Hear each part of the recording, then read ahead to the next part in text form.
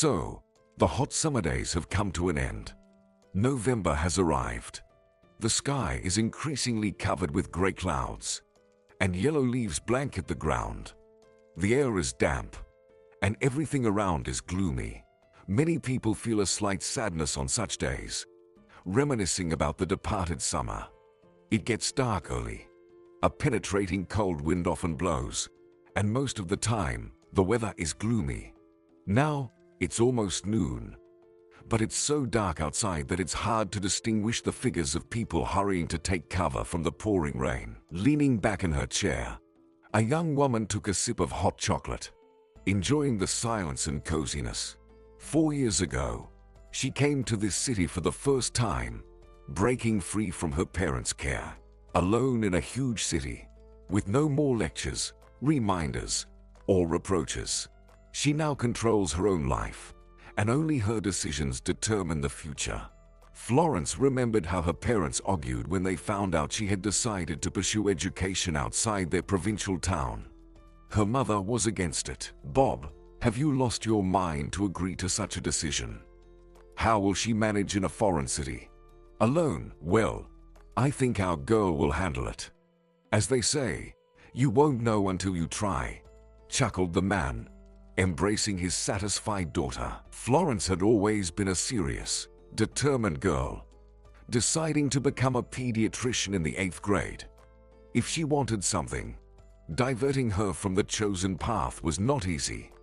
In this, she was a copy of her father, Bob Gilman, and now, the attractive tall brunette with blue eyes and a slender figure, alone in a huge city, could confidently say she had succeeded. The 4th year of college, just like that. Over the years, she made friends, even had a relationship with a classmate. But about a year ago, the couple abruptly parted ways. No one knew the exact reasons, but rumors suggested that Lucas wanted more in the relationship, and Florence wasn't ready for that yet. Since then, they sat in different corners of the classroom, only nodding at each other when they crossed paths. Florence got up, placed the cup on the table, and walked into the bedroom. Opening the bedside table, she pulled out an envelope with no return address or postmark. She had found this envelope a month ago in her mailbox when returning from college. Upon opening it, she found a small note with neat handwriting that read, "Hello, my dear girl. Finally, the time has come when I can write to you. Just wanted to let you know that I'm alive. Peter." She read the message again and smiled. Maybe Lucas decided to play a prank, but he probably wouldn't sign someone else's name. It would be more logical to leave the message unsigned altogether. She neatly folded the note back into the envelope and tucked everything away in the bedside table. Despite thinking the letter might be someone's silly joke, she chose not to discard it and decided to keep it. Suddenly, the phone rang, and the girl was startled. Her mom's photo appeared on the screen. "Hi, Mom, great to hear from you, and I'm happy too. Dear, how are you? How's your mood?" "Everything's fine, Mom. Just want to chat. Or is something happening? Dad and I decided to go to Chicago for the weekend. Would you like to join us? We'll explore the city, have a good time. In short, it'll be wonderful." "Oh, I'd love to," exclaimed Florence. "Great. Then Dad will email you the ticket. He already took care of everything in advance." The woman laughed. "He knew you wouldn't refuse such an offer." "Well, dear, see you soon." After saying goodbye to her mom, the girl returned to the living room, excited about the upcoming trip. She had never been to Chicago, and now a whole weekend, and with her parents. Chicago welcomed her with hustle and bustle, and crowds of people hurried somewhere, bumping into those working in the opposite direction. The weekend was incredibly busy. She was exhausted from exploring various interesting places, and was eager to return to her small, cozy, peaceful apartment. Upon returning, she found another letter in her mailbox. It was identical to the first one. No return address or postmark. Just a plain white envelope. This time, Florence decided not to open it. She neatly placed it next to the first one in the bedside table. "So, It's not from Lucas, she pondered with a slight sadness. Maybe some guy is writing to someone who no longer lives here. Curious, she decided to ask her neighbors about the previous occupants. The girl across the hall mentioned she rented the apartment herself and didn't know any previous tenants. The couple next door was also clueless. However, the man from the third apartment gave advice that surprised Florence, making her wonder why she hadn't thought of it herself. Why don't you call the landlady? She definitely knows who rented the apartment before you. Florence immediately went back to her place and called Mrs. Lassen. Hello, Mrs. Lassen. This is Florence, your tenant. Could you tell me who lived in this apartment before me? What happened? The woman asked with concern. Nothing serious. Just some letters are coming for a girl, and I'd like to find her and return them. I see. But unfortunately, I can't help you. My mother used to manage the apartment before her passing, and after that, I took over. You're my first tenant, so I have no idea who lived there before you. Okay, sorry for bothering you, Florence replied with a light sadness and hung up. She was eager to open the second letter, but she felt it wasn't her right to do so. Therefore, after inspecting the envelope and confirming there were no distinguishing marks, she marked it with a pencil, writing the number 2. She placed it back on the bedside table. The next day, the weather was sunny, and the girl decided to take a stroll in the park after classes. However, her thoughts kept returning to this mysterious Peter. Who is he? What happened to him? Why doesn't he provide a return address? She really wants to help him but has no idea how to do it.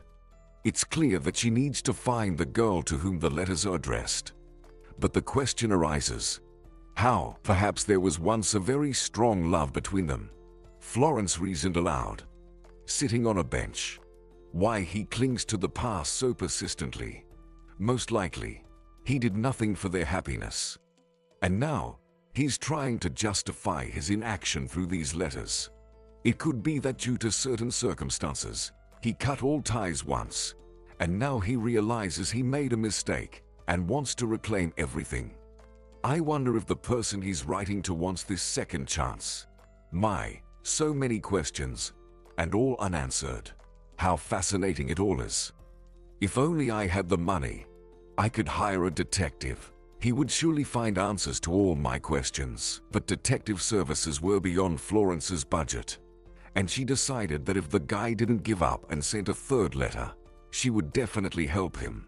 She just doesn't know how yet, as long as he isn't in jail. Although, the girl pondered, there are good people even there. Lost in her thoughts, she didn't even notice when it started raining, and she decided to take shelter in a nearby cafe. The cafe was very cozy, with a retro style that captivated Florence as she looked around. When she saw the waiter heading her way, she smiled broadly. She ordered something like a light breakfast and requested, "And make the coffee very hot." "Okay," the guy replied. He returned literally a few minutes later, carrying a cup of steaming, strong aromatic drink on a tray. "Fantastic. Thank you." Florence expressed her gratitude and took a deep breath. The rain had stopped, and the sun peeked through the clouds. Of course, it didn't provide as much warmth as in the summer, but it still lifted the mood. Florence was about to get up from the table to leave when suddenly Lucas walked into the cafe, arm in arm with a beautiful and slender girl. Florence didn't want him to see her, so she quickly approached the bar, turning her back to the room. Spotting the waiter, she gestured for him. "Thank you." She expressed her gratitude and, after paying, quickly headed towards the exit. It was only when she found herself outside that she could breathe a sigh of relief. Time passed. Now Florence knew for sure that the letters arrived on the 1st of every month. The same idea often crossed her mind, to figure out who was leaving them in the mailbox. But spending the whole day hiding on the ground floor wasn't an appealing prospect. And today it struck her. Exactly why hadn't she thought of it sooner? The girl jumped off the couch and ran to the kitchen in search of her cell phone. "Dad, hi, how are you?" she said into the phone. "Everything's fine, daughter. How about you?" "I'm great too." The reason I'm calling you, Dad, is does Mr. Cloud still work at the police? For now, yes, but he's determined to go fishing the day after his 65th birthday. And how many days until the fateful day? Florence asked with a smile. 5 months. Why do you need him? Well, if you promise not to scold me, I'll tell you everything. I'm listening. Her father's voice instantly became serious. You know, someone regularly throws letters into my mailbox. They are not addressed to me. There is no return address or any stamps on the envelopes. I'm really curious to know who is putting them in the mailbox. So, I wanted to borrow a small camera from him to track down this person. Do you think it's possible? Well, as they say, nothing is impossible, replied the manual, but I'm interested in another question. What's all this for you? Got tired of living peacefully? And what if it's something criminal? Florence, you might get involved in some shady business. How would you get out of it later? Understood. Dad. Well, goodbye. Florence hung up and pondered. It was the first time in her life that her father didn't support her, not even giving any advice. What could she do? She had hoped so much for his support. But the next day, her father called himself. Hi, daughter. Cloud brought the camera. He explained how to install it. So come home and pick it up. Florence was ready to jump for joy. She went home on the next weekend, practiced attaching the device to the wall, and on the eve of the day when the next letter was supposed to arrive, she waited until night and, taking a chair, descended to the first floor. There was a huge bush, and in its branches, the girl disguised the camera. The next day, returning from university, she immediately ran to the mailbox. Opening it and rummaging through it with her hand, a happy smile lit up the girl's face. It's in place, she exclaimed and, looking around as if she were a little thief, took the camera from the bush. After watching the video, she saw that the mail carrier, neatly distributing the mail to the mailboxes, looked around and, making sure no one was nearby, took out that same envelope from her pocket and threw it into Florence's mailbox. Great. Now all that's left is to catch the mail carrier and find out all the details. She marked the letter with the corresponding number in order and put it in the nightstand with the others. But when she met the mail carrier, Mrs. Davis, she feigned surprise, exclaiming, "Dear, what are you talking about? I don't understand you. There are newspapers, magazines, but I haven't seen letters in white envelopes. So, you don't want to talk, right? I understand, Mrs. Davis, but I'm not asking out of curiosity. I could help this man." But the woman just shrugged and walked away. "Too bad," whispered Florence. All that trouble with the camera was in vain. At the end of the next month, the letter did not arrive, and the girl realized that with her curiosity, she had scared away the mysterious Peter. What's wrong with him? Florence couldn't calm down, so the girl decided to take a different approach. She went upstairs and knocked on the door of the woman who had lived in this building since its occupancy. "Mrs. Potter, good day. I'm Florence, your neighbor from below." "Good day.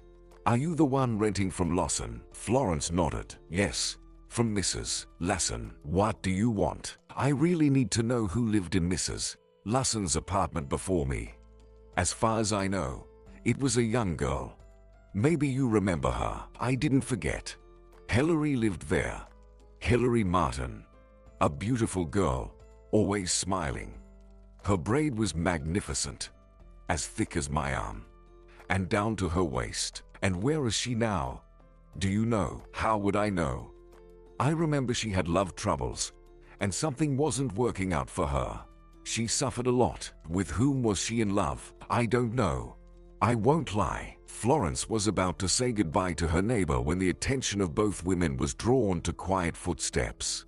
Then the door opposite slowly opened, and Florence saw a slender elderly woman of short stature who, with undisguised curiosity, observed the conversation. "Good day, Simona," greeted Mrs. Potter. "How are you feeling? Alive so far?" She smiled. "And what are you discussing here?" Did something happen? No, Simona. Listen. Do you remember Hillary? She lived here not long ago. Ah, that one with the crazy love. Of course, I remember. If she were a writer, she'd write a novel. Now Florence lives in that apartment and is very interested in this story. Simona, maybe you'll tell her everything you know. Do you think that's possible? It's not our story. The elderly woman doubted. But what's the big deal? Enough time has passed since then. Personally, I don't see anything wrong with it. Dear, Simona looked at Florence. I can't right now. I'm expecting my son. He'll take me out for errands. But come tomorrow after lunch. We'll have tea and a chat. With these words, she stepped into the stairwell and began to lock the door. How graceful she is, flashed through Florence's mind. In mid-heeled shoes, in a perfectly pressed knee-length skirt, and a fashionable silk blouse adorned with a thread of cream-colored pearls.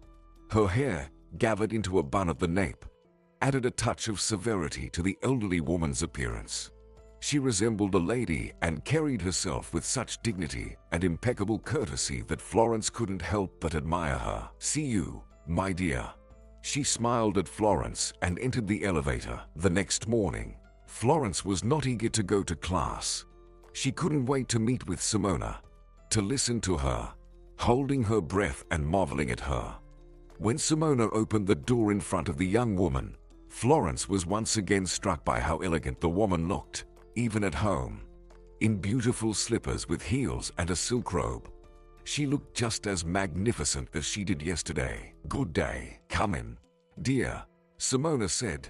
Come into the living room, and I'll put the kettle on. Your apartment is beautiful, Florence exclaimed when the hostess returned from the kitchen. Simona suddenly smiled, and Florence noticed how young her eyes were, and her gaze was lively. Simona, forgive me for such a question, but how old are you? Florence was a bit embarrassed by her question. Many, dear, 77. Well, the young girl couldn't help expressing her emotions.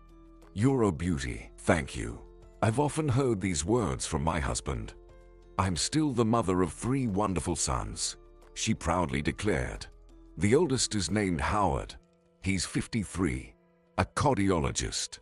The middle one, Frank, also decided to follow in his older brother's footsteps, but chose pediatrics. He's 45. And the youngest son, Kieran, is 37 and also a doctor, a surgeon. I gave birth to him late. I was 40 at that time. But I adore my boys, and even more so my grandchildren. I have 5 of them, and all the boys became doctors. Florence was surprised. Yes, all followed in their father's footsteps. My husband was an excellent surgeon. My grandfather and great-grandfather were doctors as well, and also surgeons. A true dynasty, Florence. I'm very proud of them. And you? Are you also a doctor? Yes, but I prefer psychology. I help people who are tangled up and, for various reasons, find themselves in complex life situations. You have an amazing family, just an ordinary one, my dear. There's nothing to envy. As they headed to the kitchen, Simona poured tea into cups, and her expression suddenly became serious. So, what would you like to hear about Hillary? Well, probably everything you think I should know. And after your story, I'll share information with you. All right. Hillary came to our city at the age of 16 to enroll in a culinary college. The apartment you're living in was rented by her father. He didn't like the dormitory provided for students during their studies. Despite her age, she was essentially still a child back then. She was very proud of her braid, and indeed, her hair was magnificent. Our family was very close-knit, and we unofficially took care of her, helping in any way we could. Her father was grateful to us for that. Then, in early October, we have our city's day celebration. That's where she met Peter. He was quite a handsome man, tall and broad-shouldered. However, he was 12 years older than Hillary. He already 28 at that time. She used to bring him to my place.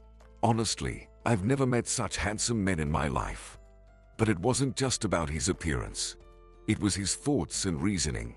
The way he talked about family, children so deep and insightful, considering he had never been married himself. He never took his eyes off Hillary, always holding her hand or giving her a gentle kiss on the forehead. That's how they started dating. They would often visit me, and I loved them dearly. Peter graduated from the Polytechnic Institute and was a good engineer. He fixed everything around the house for me. Hillary, too, was a good homemaker. Sorry, Simona.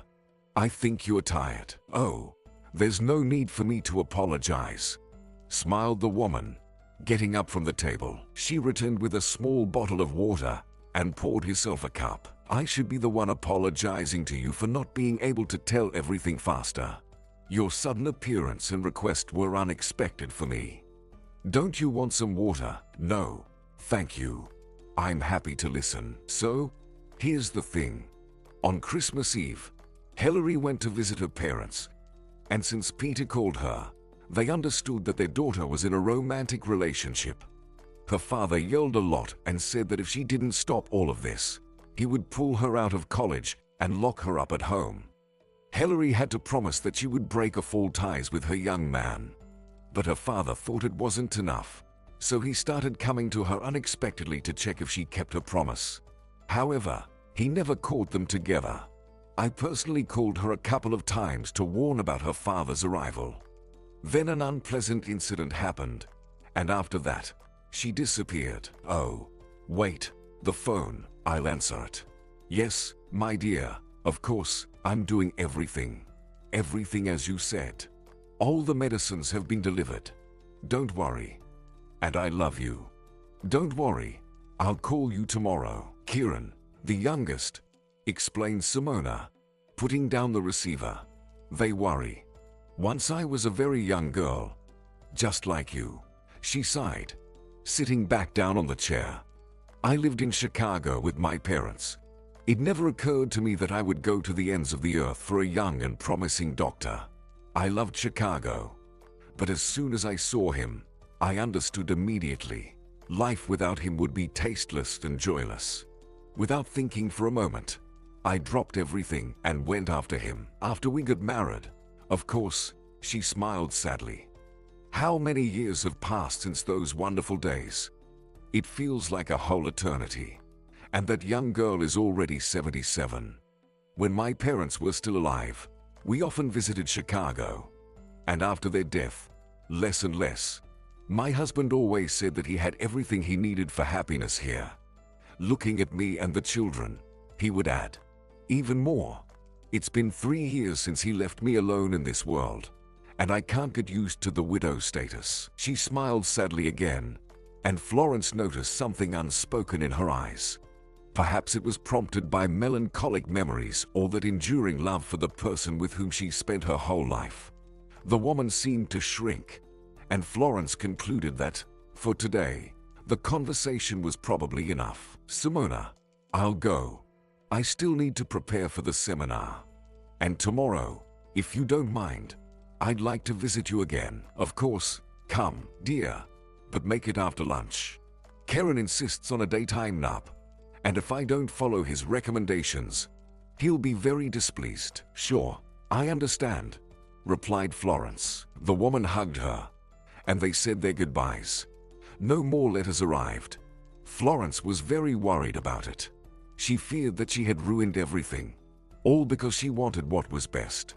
In the university, she couldn't think about anything else but the upcoming conversation.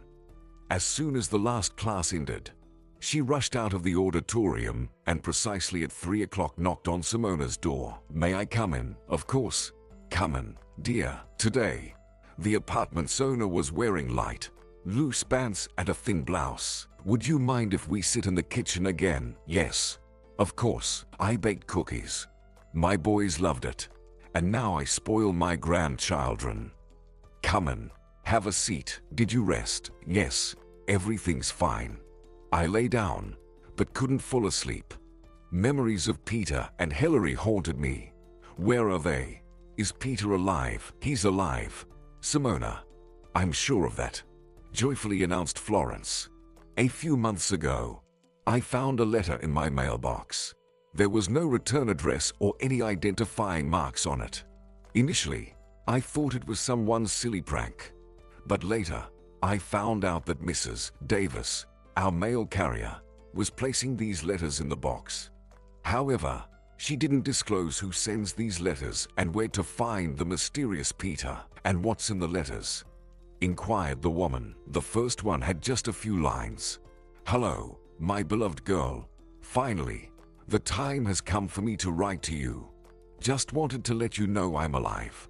Peter." But I didn't bother reading the rest. They are not addressed to me. I just number them sequentially and neatly stack them in the box, in the bedside table. "My beloved girl." Yes, that's what he used to call her. But thank God, I'm glad he's alive. "But why all this mystery?"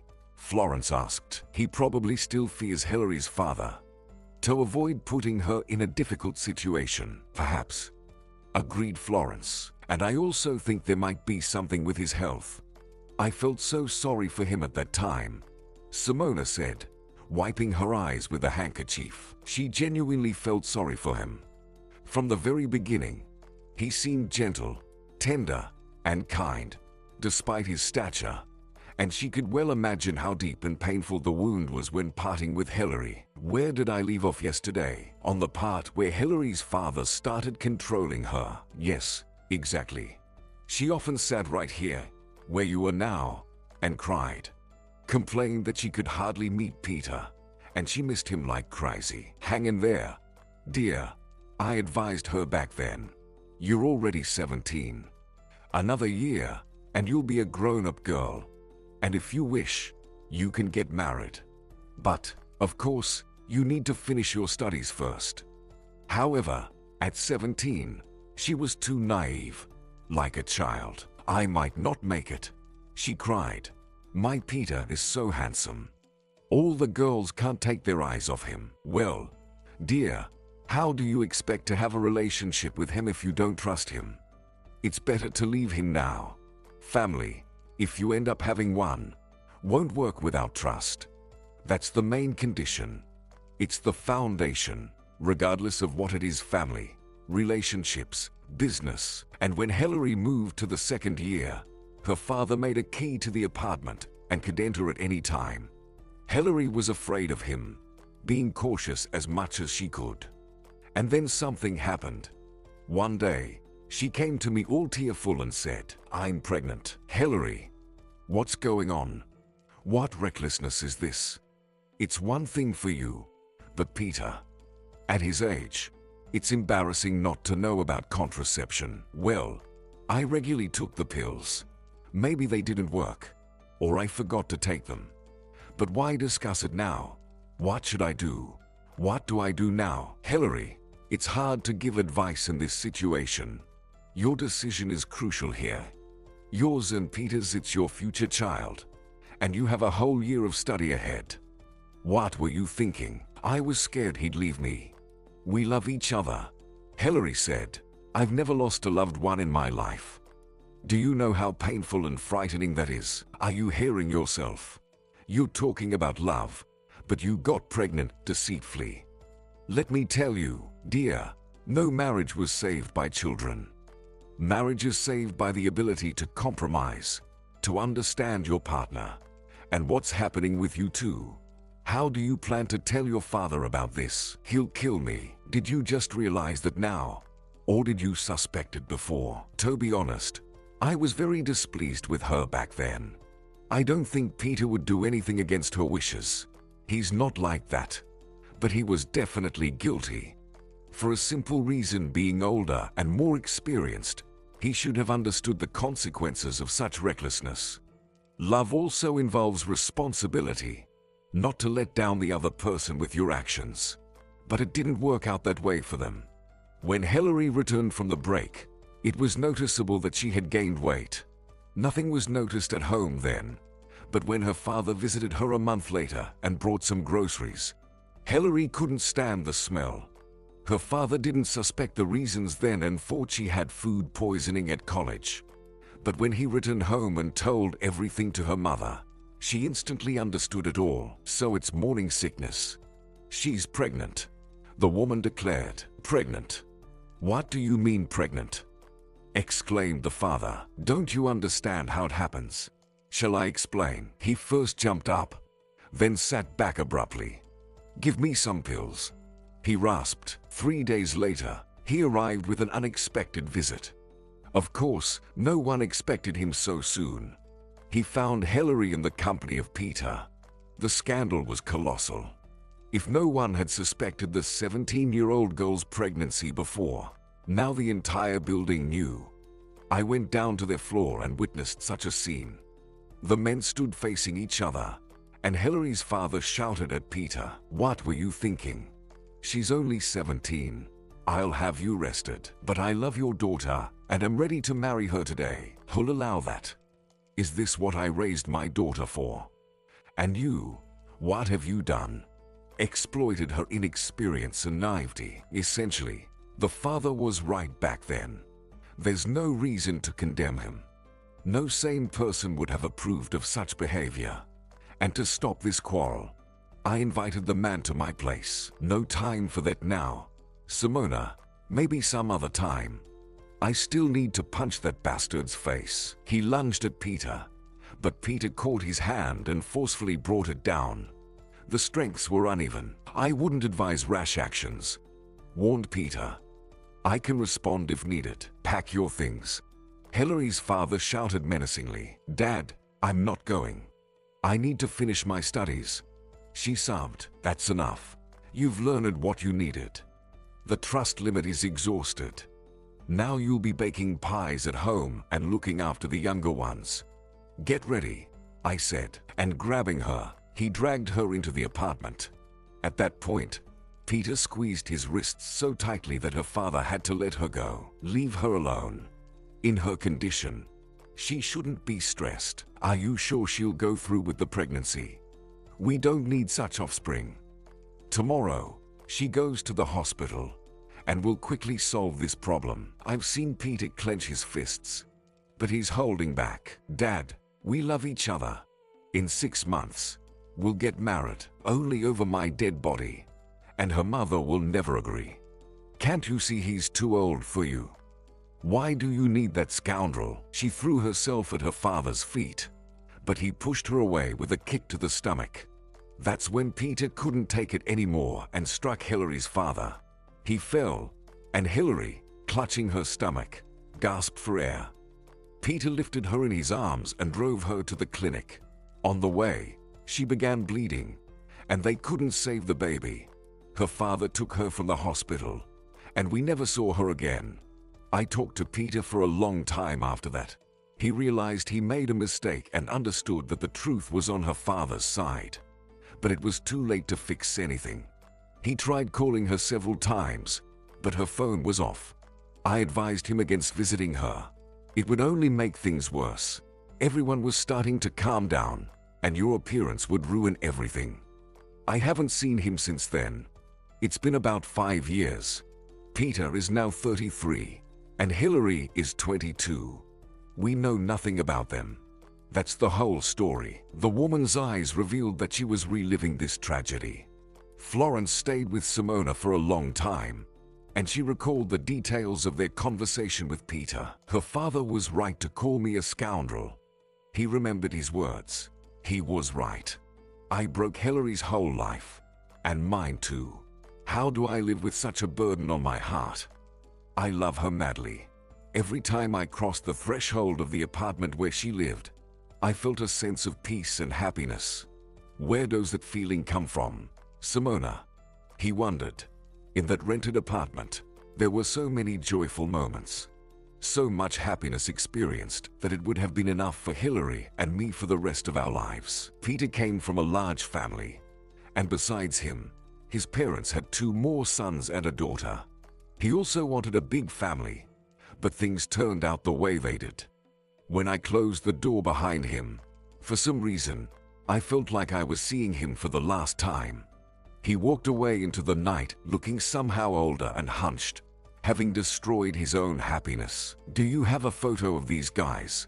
Florence asked. "There was one, somewhere on my phone." The woman put on her glasses and began searching for the promised photo. Here, found it, she exclaimed, handing the photo to Florence. Two pairs of happy eyes looked back at her. Hillary, with her braid resting on her shoulder, and even in the photo, you could sense the weight she carried.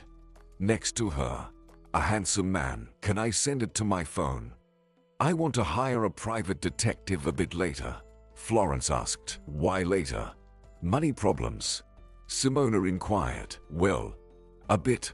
Florence smiled awkwardly. I've got a job now, and the money will come soon. I really want to help these guys, though, but money is not an issue for me. My children help me well. Let's do this. I'll pay the detective, and you take care of the organizational part. Can you handle it? Of course.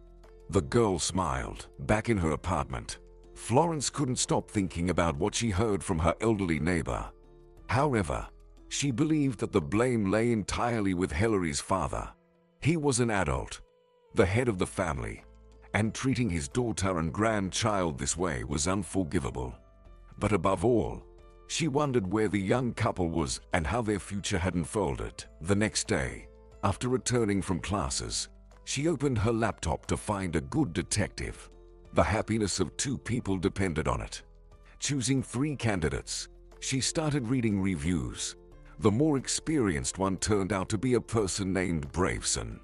Florence needed someone like him, who wouldn't stop at anything and would achieve results despite everything. She immediately dialed his number, noting a very pleasant tone in his voice. After explaining the problem, they agreed to meet. Florence suspected that such services wouldn't come cheap, but when he mentioned the total amount, she mentally gasped. Apparently, she stayed silent for too long because he said, "Hello, are you still there? Or have you changed your mind?" "No, I'm here. I just didn't expect it to be so expensive," the girl admitted honestly. "But I'll come. I'll definitely come." And with that, they said goodbye. Florence immediately called Simona. "Hello, I found a detective, but it's very expensive." "Don't worry, dear, we'll manage together. Come up, I'll give you 30% as an advance, and then my sons will bring me the rest." "Thank you, Simona. I'm so grateful to you, and thank you too for your involvement." Well, the workday ended, and she stood in front of the coveted door with a sign that read Braveson Inn. She slowly gripped the smooth door handle, took a deep breath, and pulled the door open abruptly. "Can I come in?" Yes, come in, of course." Mr. Braveson was a handsome man, but Florence was convinced that such an attractive appearance only hindered his work. Detectives should be absolutely unremarkable and forgettable. And here, what about those piercing black eyes? Can they be forgotten? "Have a seat. I'm glad you didn't change your mind." Well, if I were doing it alone, I would definitely have second thoughts. But thankfully, I have the support of caring people. So I brought the 30% we agreed on. We'll discuss that later. First, I would like to know in more detail what brought you to me. Just calmly, without emotions. Every detail is important to me. Florence nodded and began her narrative. Mr. Braveson listened very attentively. He didn't interrupt the girl once and often made notes in his notebook. And when her story came to an end, they both sighed simultaneously. "Yes, a sad story," Mr. Braveson uttered. "Yeah, I would say it's tragic." "Well, let's not dramatize, Florence. In the end, everyone stayed alive. What about the unborn baby? Or do you not consider that moment important?" "For me, everything is important." He asked her another dozen questions, to which she responded in detail. "And one last thing. Do you have a photo of them?" "Yes." And she sent him the picture on his phone. "Happy couple," he said with a hint of envy. "So, are you taking on this case?" "Yes, I've already taken it. Let's sign the contract." And about 20 minutes later, when all the formalities were settled, Florence stood up. "So, I'll wait for your call." "Yes, I'll call you every week to update you on the progress of my investigation. And you live your normal life." Don't get too fixated on waiting for my call. I'll try. Goodbye." And she left, silently closing the door behind her. Nicholas Braveson liked Florence a lot, and he immediately decided to check her background to avoid tormenting himself with elusive hopes. "Well, the fact that she's not married is a plus," he said to himself. "Now, let's think about the next steps." Nicholas Braveson never rushed into things. He adhered to the belief that every thought should be slept on, and then, with a clear head, make a final decision. Simona was eagerly awaiting Florence. "So, dear, tell me how it went." "Well, there's not much to tell yet. We signed the contract. I paid a deposit, and he said to wait. The detective will call us every week. That's all. But even if we don't find them, at least we tried," smiled the elderly woman, and the long days of waiting began. Letters started arriving again, but this time, someone else delivered them. A 12-year-old boy, as Florence found out remembering the security camera. However, this time, she didn't inquire about anything to avoid scaring off Peter again. "I'd rather wait for news from the detective," thought the girl. University kept her busy, and her workload at work increased, so thoughts of Peter and Hillary took a back seat.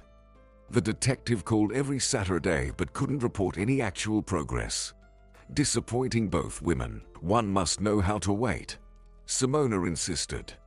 "If it were a hopeless case, he wouldn't have taken it on." "Well, perhaps you're right," Florence agreed. Shrugging her shoulders, she leaned on the windowsill and just stared out the window. She didn't feel like doing anything, only thinking about the guys. How could they have been happy if Florence was disappointed? Apparently, she had placed too much hope in the private detective.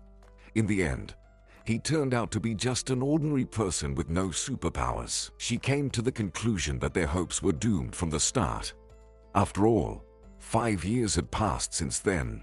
For a person, that's a considerable amount of time. It was quite possible that Hillary was already married, raising children, and memories of Peter would only stir up not-so-pleasant moments in her mind. Maybe it wasn't worth doing all this. Another Saturday arrived, and Florence was nervous, waiting for Nicholas' call. "Hello, Florence. I would like to meet with you. Of course, you can come to my place. I'd be happy to. Should I get something for tea?" "Well, buy something if you want. I'll be there soon." Nicholas arrived in half an hour in a massive black car. In his hands, he held a bouquet and a large bag. "This is for you." He handed the flowers to the girl and the tea-related purchase as soon as he entered the apartment. "Did you learn something extraordinary that made you decide to meet in person?" Florence asked with hope in her eyes. "I decided to give you a detailed account of my work over these 2 months. Has it really been 2 months already? But to be precise, the day after tomorrow will be exactly 2 months since we signed the contract. I want you to understand, I haven't stayed idle for a single day. First and foremost, I went to Peter's home. His parents are friendly, ordinary people. They informed me that they received his last letter a little over a year ago, and it was without a return address. He simply said that everything was fine. So, they don't know his whereabouts, unfortunately." "No, but haven't they made any attempts to find him?" Florence wondered. "It seems not. Besides Peter, they have 3 more children, and they have others to take care of. Then, I traced his friends, and one of them suggested that the guy might have gone to a hot spot." "Well, that's a plausible version," Florence agreed. "He's a strong guy, not accustomed to crying and complaining. To forget Hillary, he might have enlisted under a contract." "Yes, I thought so too. Then, I went to the military enlistment office, and that's where I got a lead. They called me the day before yesterday and provided his location. I double-checked it myself. It's Peter. More precisely, Peter Jackson." "So, you were able to find him?"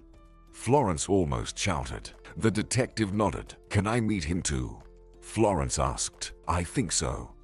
But I'll go with you. It's safer that way," the man replied with a hint of concern in his tone. The girl didn't pay attention to the man's anxious tone. Is it far? She asked. About a 5-hour drive by car, without traffic. Okay. When are we leaving? Whenever you decide. Oh, not now. I can't do it right now. I have classes, work, Florence recalled. Let's do it on Saturday, as you wish. And now, let's have some tea, Florence. Nicholas deliberately changed the subject to calm down. He didn't immediately mention that on Saturday, Florence would witness something not for the faint-hearted. Thank you, Florence, for the company. I'll be leaving now, and thank you, Mr. Braveson. You can just call me Nicholas. Otherwise, I feel like an old man. As soon as she closed the door behind the detective, Florence immediately called Simona. Forgetting to greet, she shouted, as if she were talking not on the phone but trying to announce the news from the window. He found him. Do you hear me? Found him. We're going to see him on Saturday. Great, dear. Send my regards to Peter, and if he needs any help, you can count on me. Oh, I would love to take you with me, Simona, but your son probably won't allow such a long journey. Don't worry. I'm sure you'll handle it without me. In the morning, the alarm clock rang. As always, too early. She didn't want to get up at all, and the only help could come from a fragrant cup of hot coffee. 4 days until Saturday. Oh, how long it felt. And when it finally arrived, Florence was overwhelmed with excitement and was very grateful that Nicholas would accompany her. Outside, the landscape was dull, and after an hour of driving, she moved to the back seat and fell asleep. She didn't hear when Nicholas stopped and covered her with a blanket.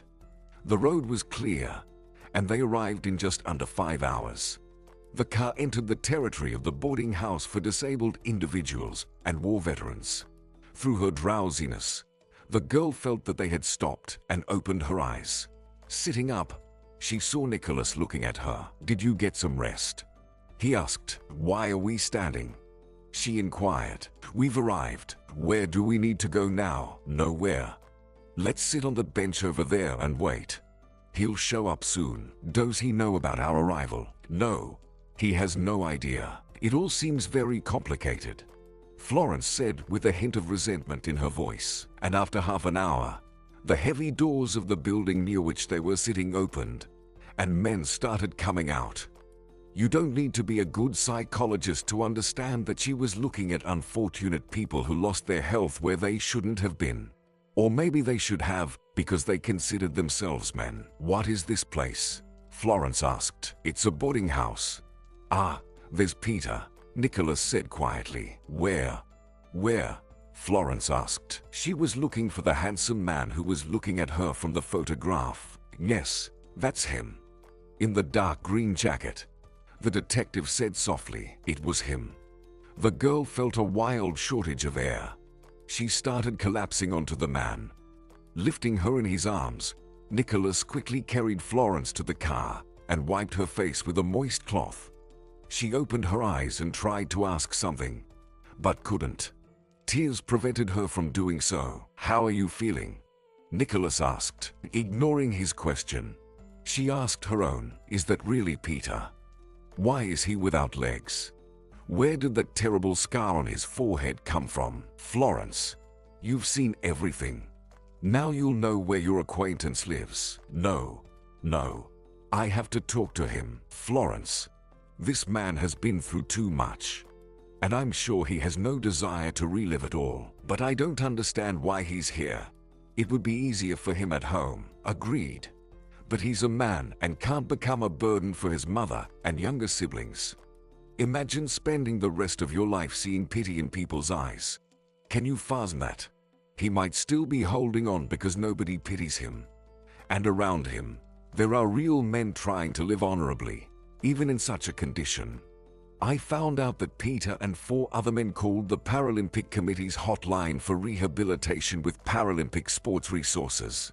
Fate played a cruel joke on them, chaining them to wheelchairs. But he's lucky. He survived. He doesn't despair. His friend told me about him. He's a strong guy. He doesn't know how to cry. doesn't know how to complain. That's why he didn't tell anyone, neither Hillary nor his parents, where he is and what happened to him. Can I look at him again? Florence asked. Are you sure you want that? Yes. Florence searched for him with her eyes for a long time and found him. Now she scrutinized him more closely. Almost gray-haired, a deep furrow between his brows, and the age. He had aged. The girl kept staring at the man, but Nicholas gently touched her elbow. It's time. We can come back here next time when we find Hillary. Florence reluctantly tore her gaze away from Peter and walked towards the car. She reclined on the back seat again, not because she wanted to sleep. She just wanted to be alone. It felt like a kind of refuge here. Nicholas covered her with a blanket again, and she eventually fell asleep. By the time they reached home, it was already evening. Thank you, Nicholas, for being there. I couldn't have handled it alone. I invite you for dinner, but only to support you, so you won't go hungry. How about visiting him again by Christmas? We can bring gifts. Congratulate him. I think he'd appreciate it. I think it's too early to plan that far ahead, but it's not a bad idea. Nicholas, is there any news about Hillary? My assistants are looking for her. They visited her home, but she hasn't been there for a long time. Neighbors said that as soon as she turned 18, she left her father's house. The father didn't allow it, the mother argued, but they couldn't do anything. A neighbor shared that she cut her braid. So now Hillary has a short haircut. Too bad. Her braid made her stand out, and now she's like everyone else. Don't worry. We'll find her no matter what. Yes, things went faster with Peter, but that's thanks to the military enlistment office. It'll be more challenging with Hillary. But you know, I'm sure there's nothing impossible. Listening to the detective, Florence became more confident that she would meet Hillary in the near future. Simona, hearing Florence's story about Peter, clutched her heart. Oh my God, what a tragedy, she exclaimed, wiping her eyes with a handkerchief. Simona, he's doing great. He doesn't give up. Instead, he's involved in sports. He contacted the Paralympic Committee. I believe there will come a time when we'll hear about him. Now we know why he doesn't tell anyone where he is. No matter how you look at it, he initially broke his own life. A young, handsome guy and disabled. They chatted a bit more, and Florence went to her apartment. When Peter woke up after the operation and realized he had become disabled, he closed his eyes again. Upon reopening them, he started smashing everything around him that he could reach. Why do I need this life now? Who needs me? He shouted throughout the ward. The potent sedative plunged him back into sleep. This time, he was never left alone. A nurse always stood by his side. When he opened his eyes again, he saw a girl in front of him. She was about 4.5 feet tall, but her facial expression was very stern. I'll warn you right away, she said evenly. If you start causing trouble, they'll restrain you. You're a man, after all, and I kindly ask you to behave with dignity. You need to accept the situation and learn to live with it. Easy for you to say. Do you think it's that simple at my age to be left without legs? No one said it's easy. And you are not the first to find yourself in such a situation. Many people lose limbs but still live, and they strive to be useful. How? How can one be useful without arms and legs? Answer me, wise girl. Peter smirked. To this challenging question, the nurse indeed had no answer. Well, I can't answer that for you, she admitted, then quickly added, but if you think about it. Her words made him smile. He remembered Hillary and how she was now lost to him forever. He refused food and just lay with his eyes closed, arms stretched along his body. After a while, the head of department quietly entered the room and sat on a chair next to the bed. You're a handsome guy, Peter, but foolish. When a person refuses to eat, they have no strength to fight for life. And if a person doesn't want to live, doctors are powerless. Right now, it's all up to you. I've decided. I don't need this kind of life. mumbled Peter without even opening his eyes. I agree. It's very easy to rid oneself of life. No problems, right? But that's not the solution. I won't tell you about cases that someone, somewhere, told someone. I'll tell you about my cousin. You can ask anyone here. They all know him. So, Anthony got into a terrible car accident. Both legs were crushed, and they had to amputate them. I won't lie. He went through the same thoughts about how to live on. But in the end, he gathered himself, accepted the situation. Once he recovered, he learned a new profession, became a computer programmer, engaged in sports, something he didn't do even with legs. And you know what sport? Chess. Peter smiled, making a guess. No, Peter. Skiing. Upon hearing these words, the man opened his eyes and looked at the woman with interest. He became a Paralympic champion, got married, and even became the father of a beautiful son. And now tell me, did his life end after the accident? No, I'll tell you more. It became more interesting and fulfilling. And that's not just my opinion. It's his. That's a man with a capital M. He built everything in his house with his own hands. The kids adore him. The wife loves him. And now tell me, how are you worse than him? Peter remained silent. Let's make a deal. Our clinic is one of the best. And I don't want you to die of hunger here after a perfectly survived operation. So, from today on, you eat 3 times a day. And then you can leave the clinic and choose to die. Just don't forget about my brother when you decide to go where they don't come back from. With these words, she left the room. From that moment on, Peter began to return to life. He ate, exercised, realizing that if there were no legs, the arms had to become strong. After rehabilitation, he started serious training, engaging in gymnastics, strengthening his arms and upper torso to the point where it gained a more beautiful shape every day. Those who had looked at him skeptically soon joined the workouts. Just don't overdo it. Doctors pleaded. Everything should be in moderation. Soon, a coach joined them, and the workouts became gentle, as they should be for Paralympians. Only after 3 years did he feel that he was capable of something. His arms had never been so strong, and he felt much better. But at night, he experienced terrible phantom pains. It felt like he had grown legs that hurt. But the doctors, looking at him sympathetically, said that yes, it happens. They gave him painkillers and left. Getting into shape, he began to recall Hillary more often and decided to write to her to let her know that he was alive. But then a question arose. Where to write? He didn't want to bother Simona. She was an older woman and had already worried a lot about them. Once a week, the wife of his neighbor in the ward visited. So Peter asked her to find out who lived in that apartment. She conveyed that the apartment was occupied, and there was some girl living there. There were no letters again in the last month, and Florence became worried. Nicholas, maybe something happened to Peter. The letters have stopped again. Florence, I'm in another city, and I think I've got a lead on Hillary. I'll find out soon and come back. Then I'll go myself. I'll visit Peter. Wish him Merry Christmas. Florence, I'll be back in 5 days. Wait for me, and we can go together. Well, I'll think about it, she replied. The next morning, she decided to go on her own. The bus took longer than a car, but it didn't matter to her. As usual, she fell asleep. The rest of the journey had to be done on foot, and here she was again standing in front of the gates of the boarding house. In the yard where they were last time with Nicholas, it was empty. There weren't even any footprints in the snow. And Florence walked into the building.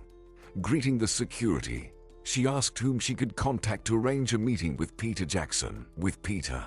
Asked the guard. Yes, with him. And who are you to him? Quickly realizing, she replied, I'm his girlfriend. Girlfriend?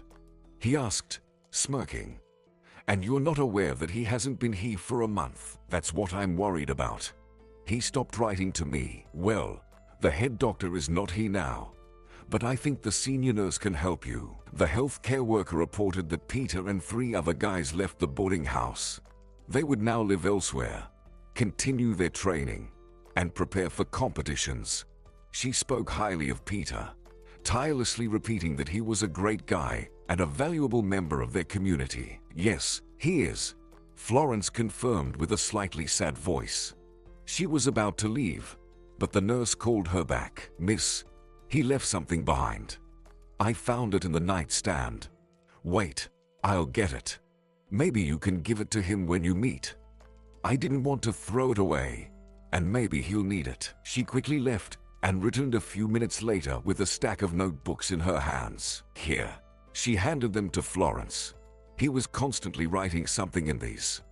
I don't know if he forgot them by accident or left them intentionally.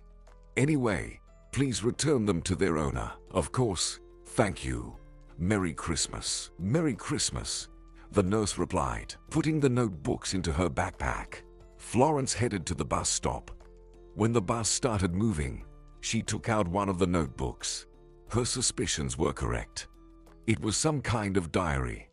In this notebook, Peter recorded his workouts and personal achievements. Then she returned it to its place and pulled out another one.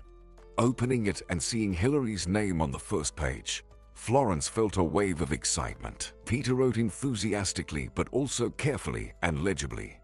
In some places, the words were faint, indicating that the pen's ink was running out, but understanding what was written wasn't difficult. Each page had the corresponding date, and Florence deduced that the events described in this notebook were 5 years old. As if afraid that Peter himself would burst into the bus and take the notebook from her, she flipped through the pages one by one. Everything was written in his handwriting. Why did he leave them? Did he really forget? The girl wondered. The road ahead was long, and reading these notes was equivalent to meeting with Peter. It was as if he himself was telling her about his life, what difficulties he faced, whom he met, and perhaps even loved. How did he end up in the war? She couldn't believe her luck. As the girl turned page after page, tears blurred her eyes from immense sympathy for this strong person. She settled comfortably and immersed herself in reading. "For a week, I couldn't find peace after the scandal Hillary's father caused. I had to stand guard outside the hospital windows because I wasn't allowed inside. I kept calling, but she didn't answer. Only later did I find out that my girl's phone was in her father's pocket. I watched as he took her away, but I was powerless. Nothing could be changed. I went on a week-long bender. Now my father couldn't take it anymore and started a scandal with me. I had to wander among friends for another week. I didn't know what to do. And then suddenly it dawned on me. I sobered up and returned home. I'm leaving to work up north. I live there and work. I can start a new life from scratch." "As if there's no work here," my father replied then. "Why are you rushing?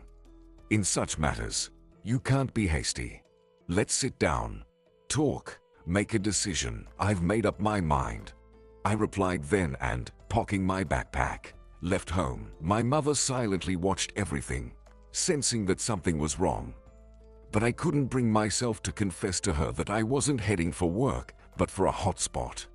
Why worry unnecessarily?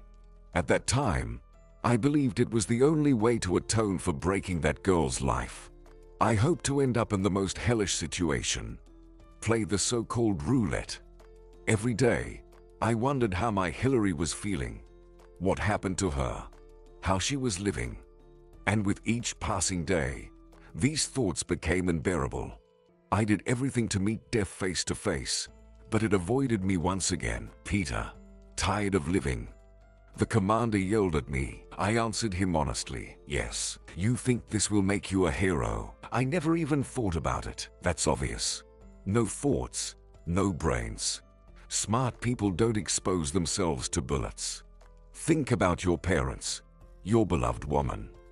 How will they look at you in a zinc coffin?" After such conversations, I would come to my senses a bit. But when Hillary didn't respond to my letters, my mind would snap again and again. And I couldn't do anything about it. The guys went on vacation for 2 weeks, and I had nowhere to go, no one to go to. So, I fought. There were 2 minor injuries, and a week later, I was back in action. "Don't worry about me," I would tell the commander during lulls. "Everyone already knows that I'm invincible." But no matter how much the commander warned me, I didn't care. I wasn't interested in life. After a year, I got so used to gunshots and explosions that I could sleep peacefully with their accompaniment. Many guys were no longer around, even though, on the commander's advice, they were very cautious.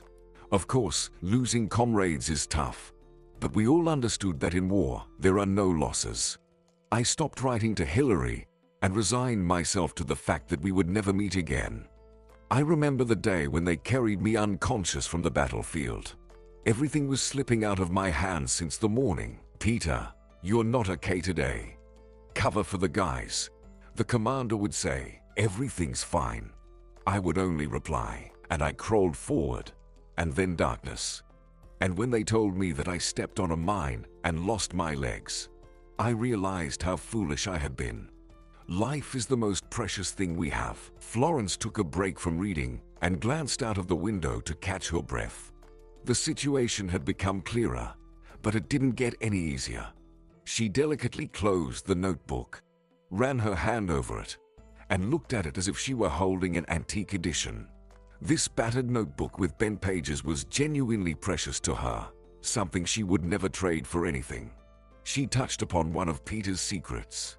Now she knew much more about him, how he spent the last few years, how carefree he could be, how he loved his Hillary, and how strongly he felt guilty towards her. She felt that there were still many interesting details to uncover.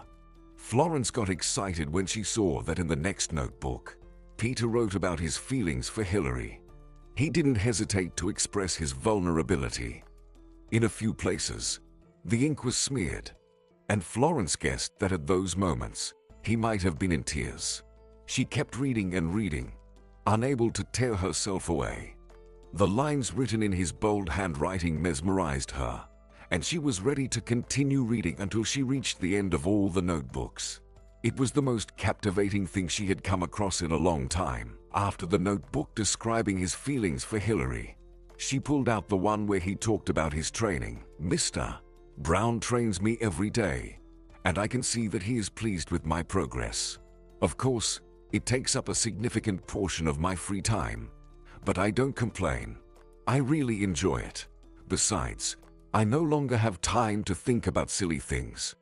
After Christmas, Brown brought equipment for us, and the training sessions became much more intense. Honestly, at first, when I didn't have the skills, I had no idea how terrifying it could be. But the more I train, the more professional the descent becomes, and it brings me more and more pleasure. For example, today I flew like an arrow from the top, overtaking the wind. All of this under the watchful eyes of the coach. I maintained a perfect balance and didn't think about speed at all. Brown, watching us, tried to discreetly wipe away tears. Initially, he couldn't even imagine what material he had in his hands. And now I recalled the words of the head of department when she talked about how her brother's life had just begun. I understood those words. Every day, as I fell asleep, I thanked God. "Lord, thank you for not letting me die in the hospital." I felt immense gratitude towards Brown for his patience and perseverance. A magnificent life truly awaits me ahead. The doctor was right. I am already living it, and I am very grateful to the doctor. Florence didn't notice how the fourth notebook also came to an end, and she was about to reach for the next one when she heard a displeased voice. "Miss, I've been waiting for you for a long time." She looked around and realized she was alone on the bus. "Oh, sorry, I'm coming." Gathering all her treasures, she hurriedly exited the transport. She quickly caught a taxi to get home as soon as possible and continue reading. Today, Brown announced that we are expecting a commission from the Olympic Committee. They will be evaluating us. God, I'm so nervous, as if I've already been selected for the Olympic team. Of course, I would like to present myself in the best light, so I can be proud of myself. We've been training every day. And before the demonstration descent, Brown approached us and, patting each one on the shoulder, said, "Guys, I'm just amazed by you. Even if they don't appreciate you as you deserve, you can still be proud of yourselves. You're beautiful, in excellent physical shape, and you have everything to be happy. Don't think about anything. Neither those who came to evaluate you nor the medals you could get if you participated in competitions. Just enjoy what you're doing." But it was hard to relax. The descent chosen for the demonstrations was crowded with spectators who wanted to witness the event. Standing at the top, I crossed myself. "Lord, if you've given me a second chance, help me not to disgrace myself," I whispered before the descent. "And it's not in vain that I've been training all these years." Then I took a deep breath and did everything exactly as the coach taught me. I remember the wind whistling in my ears. I've never reached such a furious speed. For a moment, it even became scary. But at that moment, I heard the cheers of my friends. "Peter, come on, show everyone." And I smiled. In a few seconds, I was already at the bottom. I approached Brown, who was simply glowing with joy. "Well, how was it?" I asked, trying to catch my breath. "I'm proud of you. Only now have I understood what I worked for all these years. And I'll be honest, it was worth it. Tomorrow we will learn the results, and my life will turn around." It was the longest day of my life, but we all gathered patience. And in the morning after breakfast, we were invited to the assembly hall to announce the results of our performances yesterday. "Well, guys," said the head, ready to train even harder to make it into the Olympic team, "do you have the strength?" We all nodded together in agreement. "Okay, then let's process the documents. In 3 days, a bus will come for you. And I'm proud to know you." And he shook hands with everyone. Brown also hugged each of us and wished us success. "I'm proud of you, guys. Your medals are my medals." It was the last page in this notebook. Closing it, Florence sat with her eyes closed for a long time. The clock hands showed 3 in the morning. Time flew by instantly. How amazing a man Peter Jackson was. So much courage and resilience in one person. Many in a similar situation end their lives at a bar or in a dumpster. Not everyone would have the strength to accept themselves and radically change their lives. And he didn't even have the support of family. Essentially, he went through this journey alone. Incredible, thought Florence, and placed the notebook with the others. And then she discovered another notebook. How did she miss it? She decided to read it lying down. But despite the lack of fatigue, as soon as she lay down on the bed, she fell asleep. The next day, she didn't go to university because she didn't hear the alarm and woke up closer to noon. The first thing that crossed her mind while lying in bed was whether everything that happened yesterday was just a dream. But no. The notebooks were neatly lying on the nightstand. The one that hadn't been read yet lay aside. Snow was falling outside, accompanied by a strong wind. There was no news from Nicholas, and she didn't feel like calling him either. After lying in bed for a while, Florence fell back asleep. Waking up at 3 in the afternoon, she realized she had a headache. After taking a shower, she felt better, but she didn't want to do anything except read the diaries. Placing a cup of coffee in front of her, Florence opened the last notebook. "Today, I wrote another letter to Hillary, assuring her not to worry and letting her know I'm alive. Emily picks up my messages every week and hands them to the postman. Of course, I can't be 100% sure, so I just believe that Hillary regularly receives letters from me, where I repeatedly apologize. My dear girl, you must be happy. If a good guy comes along, get married without hesitation." That's what I wrote to her, but I thought quite differently. At the same time, I understood that in my condition, I would be a burden and couldn't condemn such a delicate young girl to a life just because she loves me. I was feeling very low. At first, she appeared in my dreams every night, and in the morning, I would wake up with wet eyes, unable to do anything about it. I missed her terribly, and I still want to see her at least once. Hilary had no idea what a tremendous influence she had on me. I am certain she will be a wonderful wife and mother. Kind, sensitive, absolutely selfless. She gave herself entirely to the feeling. But I have to get used to living without her. I have to get used to living alone. Not just now, but always. Then the entries were interrupted. Peter would start writing something again, followed by the dates of the letters. And then, for some reason, he wrote, "The end." And there were no more entries. Unknowingly, Florence became a witness to Peter's life over the last 5 years. All the time until Nicholas's return, she could only think about Peter. His life had thrown immense trials and so much pain at him. But in the end, he didn't break or become hardened. Instead, he moved forward, unafraid to try, and ultimately managed to change his life. Reflecting on what this man had endured, Florence sighed deeply. She didn't know anyone else in her circle who had faced similar challenges. Yet Peter retained his spirit and supported others. January of that year was snowy. Looking out the window, all you could see were snowdrifts. Florence didn't feel like going outside, but the bad weather shouldn't be a reason to skip lectures.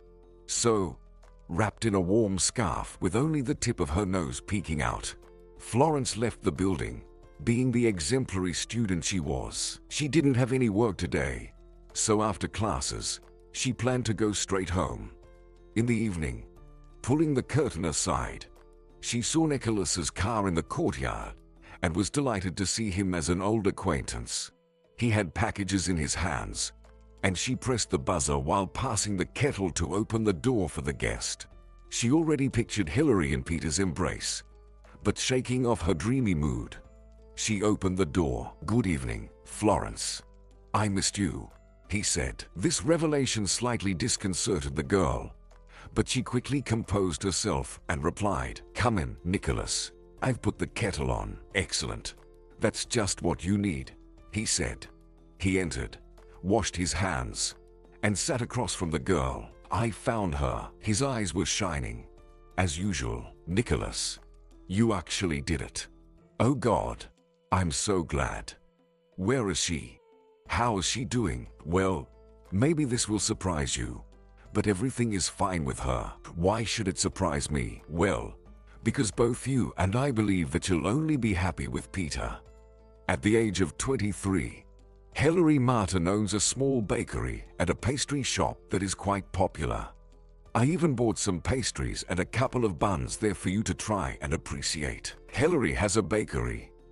But how did she organize all this? She's in a completely unfamiliar city, and she's still so young. That's precisely why I stayed there for a whole 5 days. I wanted to find out everything for myself. I chased after her for almost 3 months. You're right that Hilary ended up completely alone in the town. She only wanted one thing to hide in a way that her father couldn't find her. She finished her 3rd year at culinary college there. They sent her the documents along with a good recommendation, and she graduated almost with honors. Did you talk to her? Yes, I decided to. Otherwise, I wouldn't have obtained any information. I have news too, Florence replied. Well, I guess you did go alone to Peter, Nicholas guessed. The girl looked up at him, hoping for understanding. Yes, without you. But Peter wasn't there. He went to the village for the Paralympians. Instead, they gave me his diaries, Florence said. Nicholas saw those happy eyes that he had genuinely missed. Can I take a look at them? Of course, the girl said. I won't bother you with the details of how I searched for Hilary. By the way, did you like her baking? Florence nodded. I liked it too. She has changed a lot. In the photos you showed me, she was still a girl, but now she's a young, beautiful woman with a short haircut that suits her well.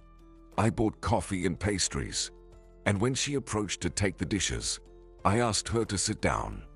Looking into her eyes, I understood that she was wary of me, so I immediately reassured her.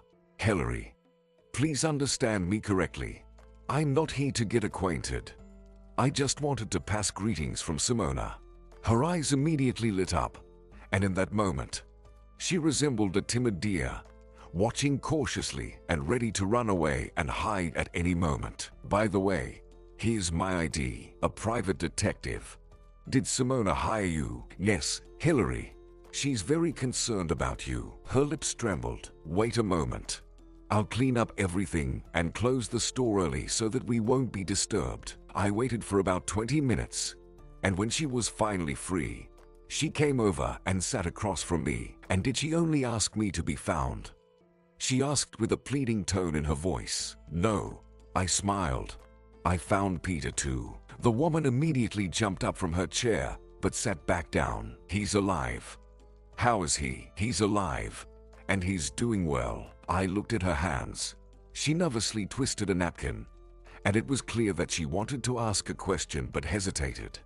So I quietly said, not married. She didn't even try to hide her relief. I've been looking for him for 3 years, but he vanished into thin air. Then I decided he just ran away, got cold feet. I didn't want to impose my feelings on him. She said, well, on the one hand, I agree with you. It's the right thing to do, but not in Peter's case. He still loves you. The circumstances have just changed a bit. Nicholas replied, I love him too. I never forgot about him for a minute. She added, I believe you. Nicholas smiled. Where is he? I would really like to meet him. Undoubtedly. You will meet, but a little later. By the way, have you seen your parents lately? He asked. I haven't seen them since I was 18. On my birthday, I packed my things and left my father's house, despite a million curses he hurled after me. But I didn't care. Once here, I finished the 3rd year of college and immediately found a job. I rent an apartment, but I've almost saved up for my own place. You're definitely amazing. Nicholas genuinely admired. So young, and you already have your own business. I haven't told anyone, but I'll share a little secret with you. It happens very rarely. It was winter. I was coming home late and suddenly saw a fight. 3 guys attacked a young man with a girl. 2 were beating the young man, and the 3rd knocked down the girl. At first, I was stunned, but then I ran to the trash can, grabbed a bottle in each hand, and hit one of them on the head with all my strength. He fell. The other guy quickly dealt with the second and rushed to help his girlfriend. But I was faster again and applied the same treatment to the one who attacked the girl. The 2 of them woke up and immediately ran away. The guy had a broken nose, swollen lips, and a bruise under his eye, and the girl's clothes were torn. I offered, come to my place.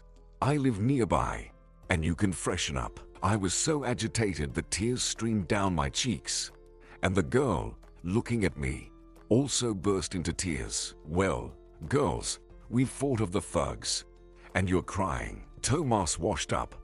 I tended to his wounds, and I gave Rose some of my clothes. Then we had some tea, and only after that, they went home. It was already night when I went to bed, and I thought about where I found the courage. I used to be afraid to raise my voice, and here I was waving bottles like swords. But after that, I started taking a taxi in the evenings. I decided not to tempt fate anymore. And a week later, there was a knock on my apartment door. I opened it. Tomas was standing there, accompanied by a handsome older man. Good evening. Hillary Martin. I nodded, and they entered the apartment. I'm Mr. Anigan, this young man's father. I decided to personally express my gratitude to you for your courage and for saving my son. Oh, come on.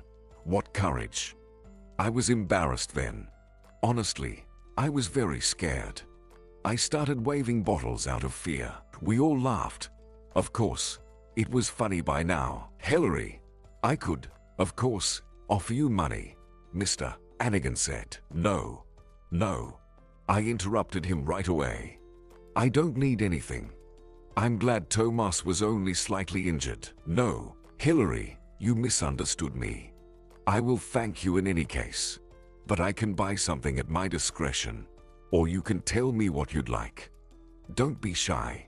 I'm not a poor man and know how to be grateful. Maybe, for example, you'd like to start a business. I thought about it then and asked for a bakery and a small shop. And half a year later, he returned to me with Tomas and invited me for coffee. Approaching that little shop, Mr. Anigan said, "The wish is granted. No signs. Come up with a name, and we'll hang it up in a week." So, I named it Bakery Home. That's how I became a businesswoman.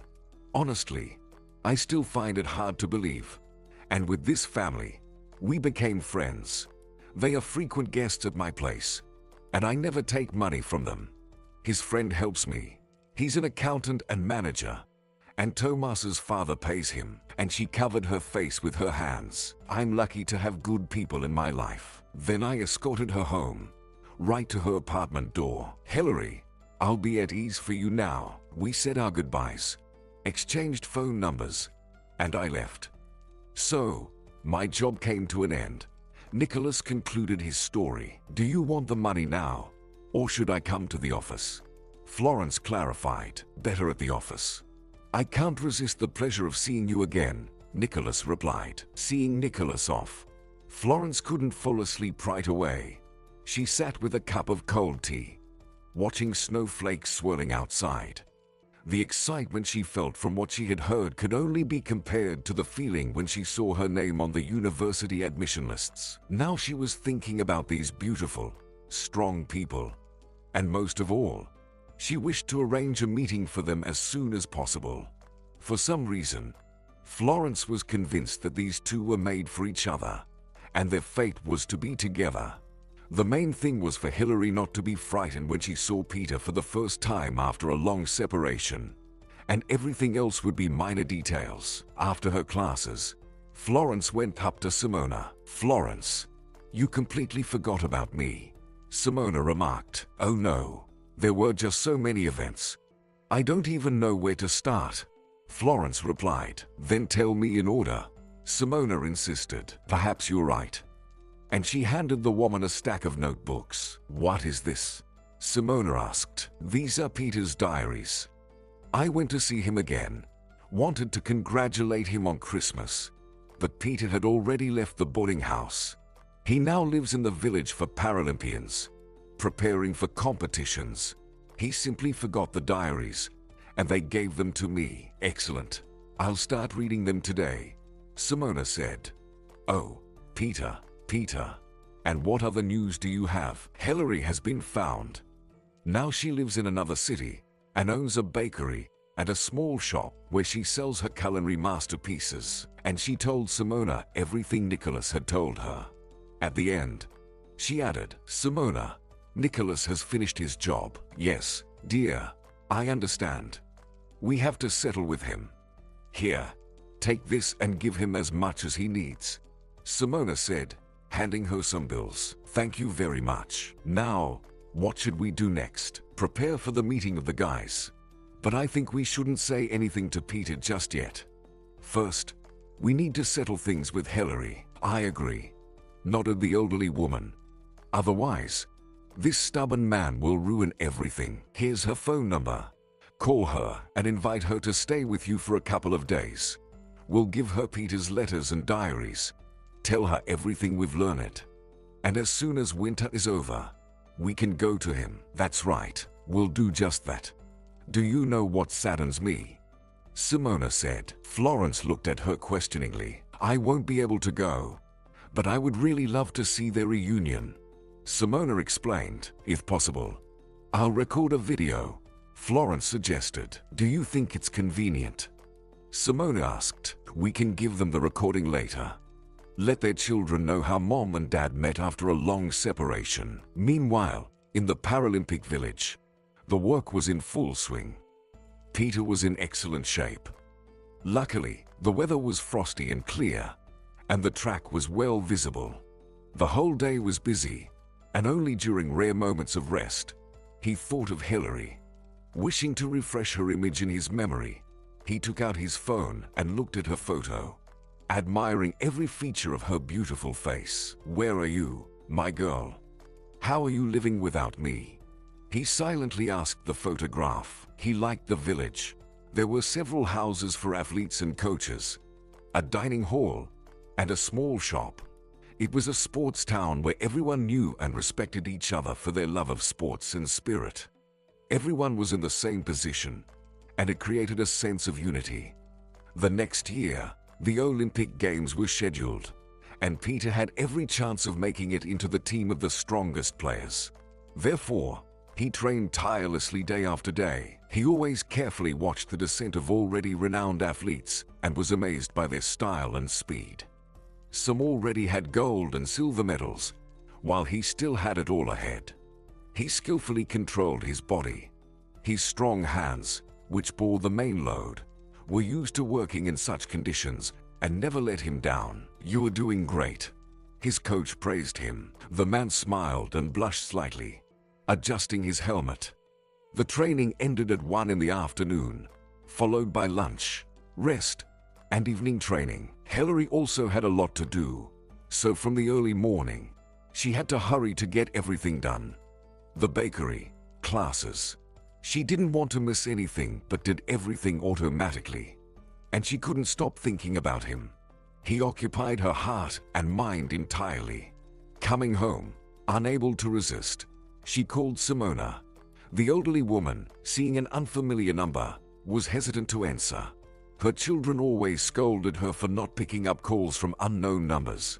She hesitated for a long time but eventually answered, "Hello." Upon hearing such a familiar voice, Hillary burst into tears. "Hillary, is that you?"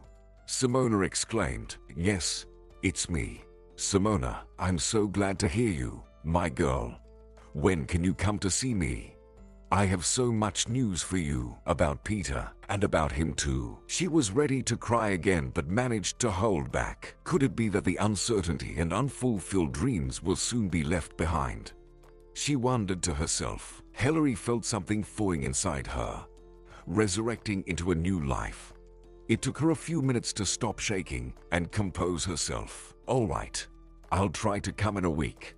I'll settle everything at work and come to you. I'll be waiting for you, my girl." Simona was so excited that she needed some pills. If her son saw her now, he would surely disapprove. Thank goodness they lived in different places. On the day of Hillary's arrival, Simona asked Florence to come in and bring those letters meant for her guest. "Do you mind if I join you?" Florence asked. "No, not at all. I'm all for it. Come in quickly. After all, if it weren't for you, we might never have met." On Saturday evening, someone rang Simona's apartment, and looking through the peephole, she recognized her former neighbor. "Hillary, how grown up and beautiful you've become. Come in quickly. Meet Florence. She lives in the same apartment as you did a few years ago." "Hello," Hillary said, looking around, and Florence, realizing whom the girl was looking for, said, "He's not here. We have a lot to tell you. And then, Hillary, you can make the final decision yourself. Whether you want to meet Peter or if you'd rather not dredge up the past and go back to your old life." In the room, a tense silence hung in the air. No one knew where to begin the conversation. Hillary shifted her gaze between Simona and Florence. She was waiting for the story about her Peter. Florence was the first to speak. "Hillary, here are the letters," she said, handing her a cardboard box. "Peter wrote to you. He thought you still lived in the same apartment. I'm sorry, but I read the first letter as I didn't know who it was from or to whom it was written. I haven't opened the other letters. I believe you'll learn a lot about this man's life without you from them. And these are Peter's diaries. I think you'll find them interesting too.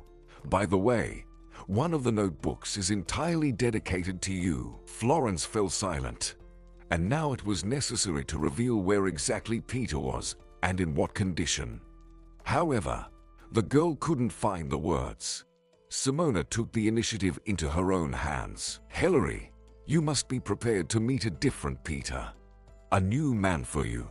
He went through a war that changed him significantly." "You're scaring me," Hillary said. "Patience, my dear, patience. All these years, you've been waiting for the Peter who was 5 years ago. But he's no longer there. Now there's a war veteran, with amputated legs, with a scar on his face, but not broken, still the same beautiful, strong, and loving you. I think you'll get to know him again. You won't find a return address on any of the letters because he didn't want to be found, pitied, or seen in the state he's in. So, Florence and I hired a private detective and found you. Peter is at a retirement home for war veterans, and you in another city. It took us 6 months, but Nicholas managed to accomplish this task. Simona was honest with Hillary, but looking at this girl, it could be understood that today she was not just upset. She was crushed by this news. She was prepared to hear a lot, but not this. Oh my God. Hillary moaned, clutching the notebooks to her chest. Her expression was dreadful, as if she had survived a car accident miraculously. With her last strength concealing her state, Hillary asked, "Can I go to him today?" "No, Hillary. We haven't told you everything yet. He is now in the Paralympians village, preparing for competitions. He wants to make a brilliant sports career, and he has all the chances for it. Peter is into skiing, specifically downhill skiing. You need to know this man not to be surprised by what he's trying to do. You can't go to him now. You'll ruin everything he's been working towards all these years. Wait a little longer until the training stops, and then you can see him." "And how long do I have to wait?" "Not 5 years for sure. No more than a couple of months," Simona said softly. In these 2 hours, she had cried a lot, but her determination remained. A conversation with Simona always brought her relief, and this time was no different. Although the woman spoke of terrible things, her voice was reassuring, calming the girl and giving her hope. "Hillary, you must understand one simple thing. What happened cannot be changed, and you need to approach everything that has happened correctly. You must think carefully and make one decision, the only right one. After all, it can turn your life upside down. Living with a disabled person is not an easy task." He changed not only externally but also internally due to the war. Hillary looked pale. "Are you okay?" Florence politely asked. "Not entirely, but I'll pull myself together. I will make every effort to be with Peter, and nothing will scare me. I have enough money. We will go to the best clinic, get the best prosthetics. He will walk again. I guarantee you that. He just has no choice." That night, Hillary didn't sleep. Lying in bed, she read Peter's letters one after another. In almost every one of them, he asked for her forgiveness, regretting that as a man, he couldn't handle his emotions, and she didn't blame him for anything. He did as she wished, and if it weren't for her father, their child would have been 5 years old by now. She read the letters very quickly. They were short. Then she turned to the diaries. Fortunately, she brought a sedative with her. Reading them calmly was impossible. When Hillary got up the next day, Simona saw determination in her eyes. Overnight, she became even more convinced that she loved her Peter, and no one else was needed. "Thank you for your hospitality, Simona, but I need to get back to work. I'll come back in April to go to him." "Well done, dear. If there is any news, I'll definitely call you." "Yes, I'll call you too." Hillary drove back, happy that she found the one she had been waiting for so long. That he didn't run away from her, but ended up in a complicated life situation with a solution. The apartment greeted her with silence. She called work, said she would be back tomorrow, and started reading Peter's letters again. It was difficult. Reading those letters, deep down, she felt like they were still together. It didn't fit in her head that he wasn't part of her life yet. But judging by the letters, it wasn't easy for him either. But he wanted it himself, as he wrote explicitly in his diaries. February passed, and every day Hillary marked it off on the calendar, thus approaching April. March was challenging, with university exams to prepare for as she was soon to obtain her second diploma. In April, she couldn't make the journey, but in May, with her diploma, she was ready for the meeting. Nicholas found the precise address of the village where the Paralympians lived, and Hillary, accompanied by Florence, set out. They hadn't even approached the administrator to request a meeting when the eyes of Peter and Hillary met. It took him literally a few seconds to turn his wheelchair and disappear into the building where his room was. "Why?" Hillary asked Florence, tears in her eyes. "Well, Hillary, this is quite an expected reaction. We've discussed this before, and you said you were ready for such a response." "Yes," she replied. "I just didn't know it would hurt so much." "Are you ready to step back and go back?" "No, of course not. I'll go to him and talk." "All right, Hillary, I'll wait for you here." She quickly found Peter's room, knocked, and wanted to enter, but it was locked. "Peter, I know you're in there. Please open for me." There was silence in response. She knocked with her feet and fists until the noise attracted the administrator, who escorted her out of the building. "What do you think you're doing? Who let you in here? Do wives need special permission?" Upon hearing these words, Florence, in fear, covered her eyes and prepared for the worst. "Your wife. Peter is married. Why does it surprise you so much? Isn't he a man?" "No, I just heard about it for the first time," the administrator stammered. Hillary was so scared by what she had blurted out that she burst into tears. However, the administrator interpreted it in his way. "I apologize. I behaved inappropriately. We'll sort this out now." And he boldly headed to Peter. "Peter Jackson, open the doors." The lock clicked, and he saw the frightened eyes of this strong man. "What kind of circus did you create? Your wife came, crying, and you've locked yourself in." "Wife? And you didn't recognize her? Is that why you ran away?" "No, I just invite her in. Talk. Such a beautiful woman, and you're making her cry." "No, she doesn't need this. You're right. Young, beautiful. She'll find someone better." "That's not for you to decide. It's for her." And the administrator went to call Peter's wife. "I don't know your name." "Just Hillary." "All right. Just Hillary. Come in. Your husband is waiting for you." Hillary turned to Florence, who winked at her and smiled. "I'll wait here." Hillary felt a tremor in her knees, stopped to catch her breath, and then bravely stepped over the threshold where he awaited her. The door was wide open. Peter sat in a chair facing the window. To conceal the trembling of his hands, he gripped the chair's armrest so hard that his knuckles turned white. "Peter, my dear, I finally found you. If you think I'll leave without talking to you, you're very wrong." Her eyes were still wet with tears, but she spoke in a way that forced Peter to turn towards her. And now she saw him in all his greatness. "You are the most handsome man in the world, dear. The one you are talking about is gone. In front of you is a disabled man whose legs will never grow back." "Why won't they grow back?" Taking advantage of the fact that he softened his tone a bit, she sat by his chair. "I have money. I'm a successful businesswoman. We'll order the best prosthetics for you. But you know, I love you with or without legs. Peter, I've missed you so much. Dear, you need a healthy man. What's wrong with you?" He remained silent, smiling so sadly that it broke her heart. "I'll stay overnight, and I'll heal you." "No, you don't need to do that. You'll regret it again." "What do you mean again? I've never regretted anything. I only need you, and if you need only me. A man will do anything for his beloved woman, and letting her stay overnight with her husband is nothing at all." "Dear, I can't. It's not right. Remember, you'll break my life if you close the door on me." She pondered for a moment, then embraced him tightly, whispering words of love in his ear, and burst into tears.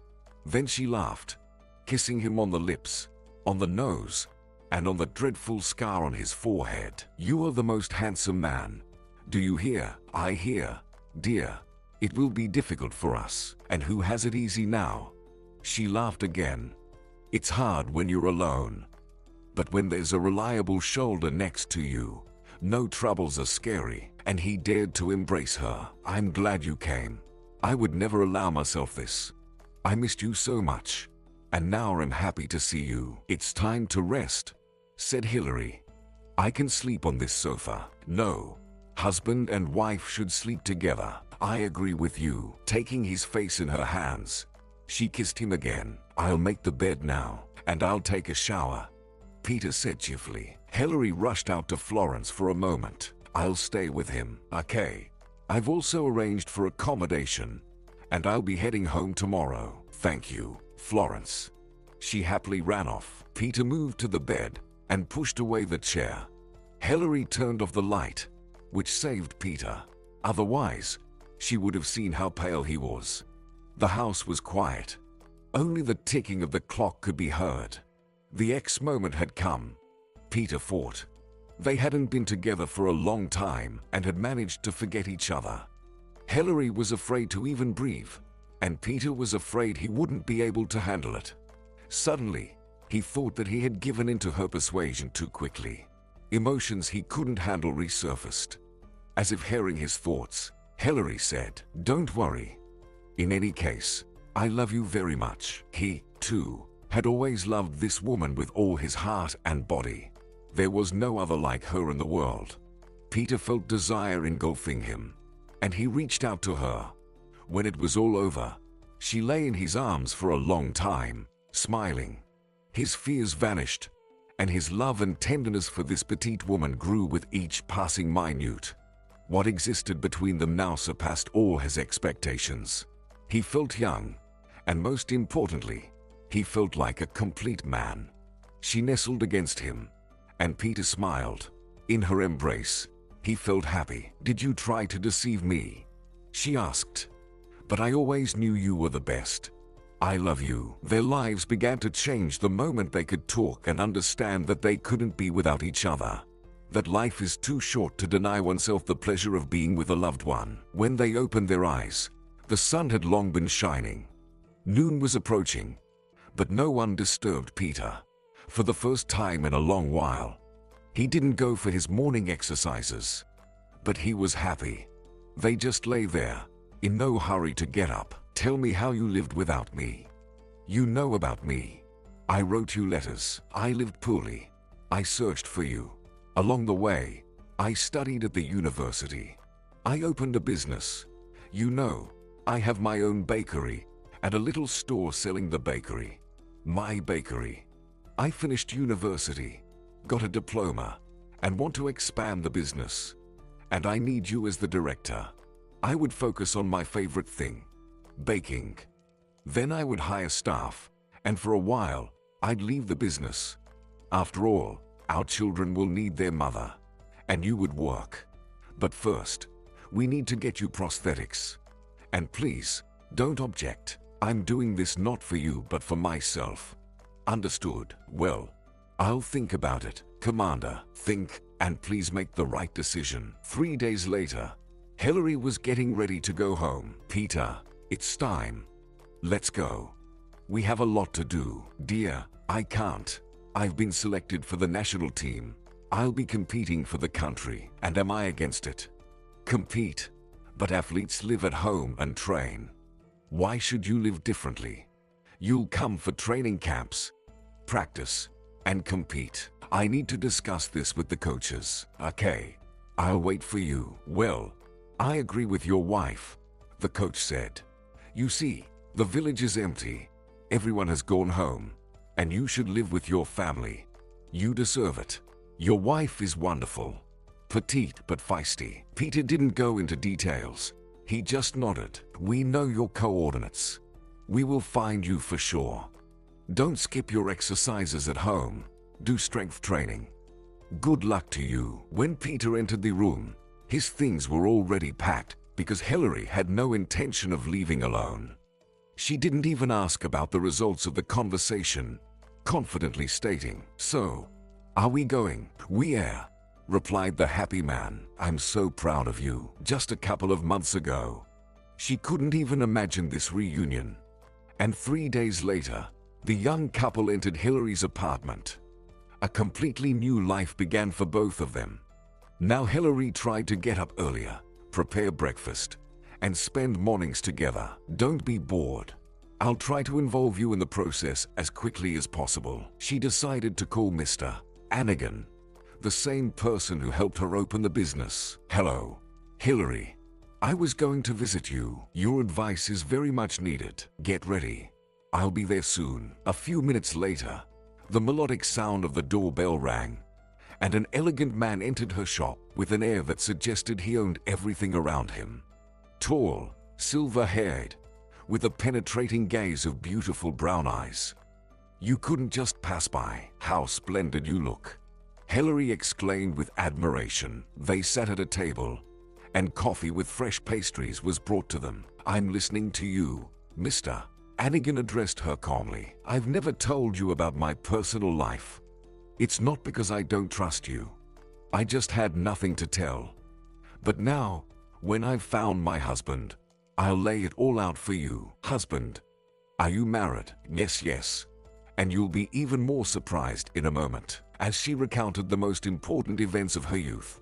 Mr. Anigan's eyes widened and narrowed, his eyebrows raised, and it all ended with him exhaling and saying, I had no idea you were such a courageous woman, Hillary.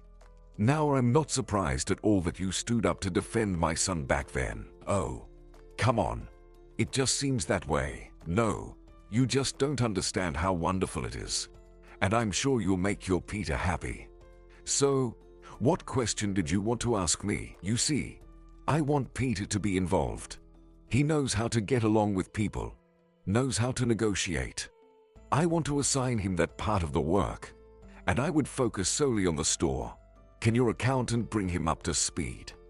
Now I can pay him myself. You've already given me time to stand on my own 2 feet. No, I'll be the one paying. And that's not up for discussion. And as for the accountant, I think he won't mind. By the way, have you thought about prosthetics for your husband? I have. I want to go with him to another city to get them. I've decided to use the money set aside for the apartment on his legs. Well, I think there's no need to go anywhere.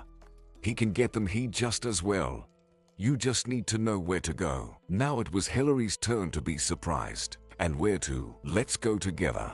I'll introduce you and arrange everything. Okay, but I'll pay for it myself. Okay. It's just more convenient to go here for fittings. The more fittings, the better and more comfortable the shoes will be. Yes, I agree with you. One more question.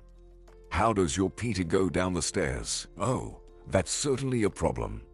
Last time, a neighbor helped. Then you need to install a ramp, because you won't be buying your own apartment anytime soon. Do you think shoes are that expensive? The woman simply couldn't bring herself to say the word prosthetics. Well, unfortunately, I can't tell you anything about that.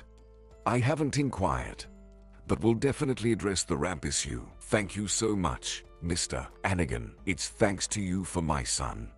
I owe you a great deal. And, by the way, I came to invite you to the wedding. Well, now, of course, come with your husband. They both stood up simultaneously, and Hillary hugged him like a good friend. Lunchtime was approaching, and people started arriving. The aroma of fresh baking filled the entire store: vanilla, cinnamon, caramel, arousing the shoppers. As Mr. Anigan was leaving, he embraced Hillary again, kissed her on the cheek, smiling. When the crowd dispersed, Hillary called home. Peter, it's me. Have you had lunch? Well, I'm just getting started. Okay, then I won't delay. I'll come home earlier. She was eager to get home herself. Now the windows of her apartment were brightly lit, indicating that someone was waiting for her. She now had someone to hurry to. After Peter appeared in her life, not much time had passed, but her life was completely different. She had someone to care for. The house smelled delicious, and Peter, in her apron, was busy at the stove. Peter, I'm so glad you're here. I'm glad too, dear. We'll have dinner now. She set the bags down and went to wash her hands. When they sat down at the table, she looked at him and said, Peter, we'll go to work tomorrow.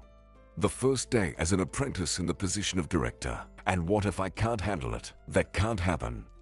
Haven't I told you that I'm proud of you? I don't remember. Peter smiled. I just got overwhelmed, and I probably lost my head. I'm proud of you, and everything will work out for you." Peter loved her. He fell in love with Hillary unexpectedly and intensely. And now, in his eyes, there were no other women in the world. Just recently, he felt like his life had ended.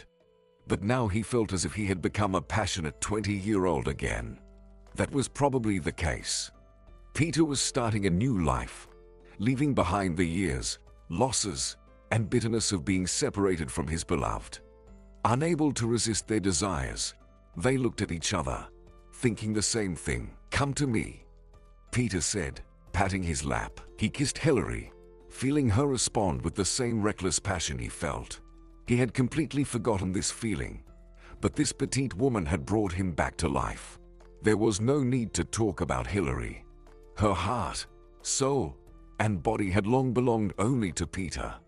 While she was searching for him, she prayed that he would be alive, and with everything else, they would handle it together. Now that he was back, and they could be happy, she would keep telling him all the time that she loved him.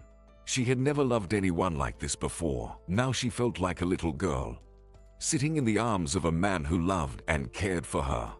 In the morning, going down in the elevator to the first floor, Hillary was anxious about how Peter would manage those 3 steps just before exiting the building.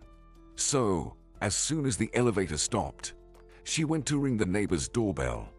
But before she could press the doorbell, she heard Peter's joyful exclamation, "Darling, look, they installed a ramp." "Mr. Anigan," Hillary thought.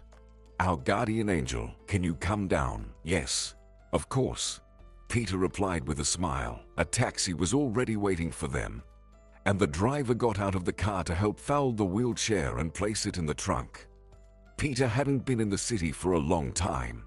Turning his head, he looked around with wide eyes and didn't notice they had arrived. Hillary opened the doors, and Peter smoothly got inside. "Hello, ladies. Meet Peter Jackson, my husband." The girl smiled, and Peter felt a bit embarrassed. "Let's go," Hillary said, touching his sleeve. "Here's your office. Mr. Filch will be here soon. He's the accountant I told you about. He'll get you up to speed." "And he hears." "Hello," the man said, extending his hand to Peter. "Miles Filch, pleasure to meet you. I'm Peter Jackson." "Well, I'll leave you to it. You have things to do," Hillary said. She was so calm, knowing he was nearby, he with her, just behind the wall. All she needed to do was open the doors. A pleasant warmth spread through her body, knowing she wasn't alone. For the entire month, Peter had been working tirelessly. He was ashamed to admit it, but there was much he didn't understand. He had to ask endless questions. So, in his free time, he disappeared into the internet, searching for answers to those questions. Mr. Filch took him along for contract negotiations and deals. Peter witnessed their signing, met with suppliers and partners. Not everyone he met was to his liking. But as Mr. Filch said, "It's nothing personal, just business." He continued to act in this way, and it started working for him. When he held his first paycheck in his hands, he was surprised at how much it was. The first thing he did was ask Mr. Filch to take him to the jewelry store. "I would like to buy a ring for Hillary." "Understood. Where are you going?" Hillary wondered. "We need to double-check the contracts." "What contracts?" "I looked at everything yesterday. Signatures are in place. Everything is fine." "Yes, but there are new ones." "Really?" "Of course." And they left. Just before going to bed, Peter asked Hillary to sit beside him. "You've been calling me your husband for a long time, and I consider you my wife too. Although I couldn't say it. Although I really wanted to. From today, I will only call you my wife, and will be your husband until death." Saying this, he kissed her and put a ring on her finger. "I bought it with my first earnings. If I were a king with vast estates, I would throw everything at your feet. But I don't have that. But I want you to know, my heart, soul, life, and trust belong only to you from now on." And Hillary understood that this was truly a priceless gift. The most precious thing one person can give to another. "You've made me happy," she whispered in his ear. "And I only need you." She didn't even try to hold back the tears, examining the gold ring adorned with a cluster of small diamonds. Now his wife was looking at Peter, who was as serious as ever.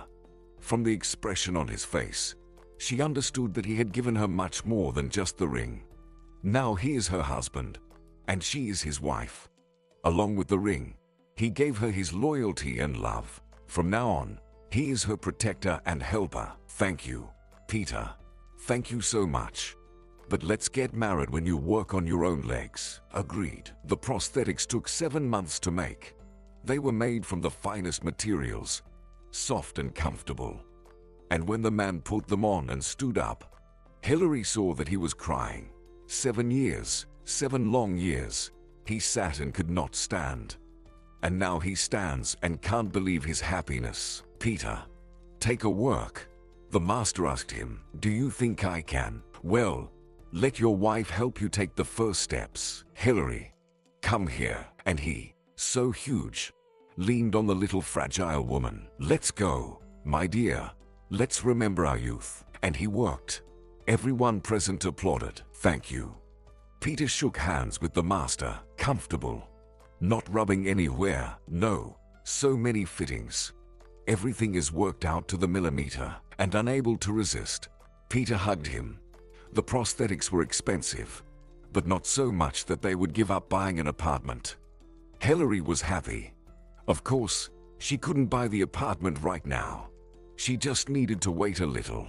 And at the end of the summer, the coach called Peter. "Well, it's time to start training. How's your mindset?" "Health." Peter started with his health. "Everything is fine. I follow all your advice. Train every day. So I think my health is okay." "Well, that's understood. But I'm not quite happy with your mindset. You see, I'm busy with something else now. I'm helping Hillary, and I feel like she needs me. And the guys there, well, they can manage without me." "You know, I knew it would come to this," the coach said. "When your wife took you away, it was clear that it was for good." Peter was silent because he understood. He let him down. But he couldn't leave Hillary alone again. And she had been without him for so many years. But he regretted it. And Hillary didn't miss the sadness in his eyes. "What happened?" "I withdrew from the competitions." "Well, maybe you shouldn't have done that. Go to the training camp and go through all this path to the podium if you feel you have the strength." "That's the thing. I don't feel it. I'm needed here. I don't want to leave you alone again for 6 months.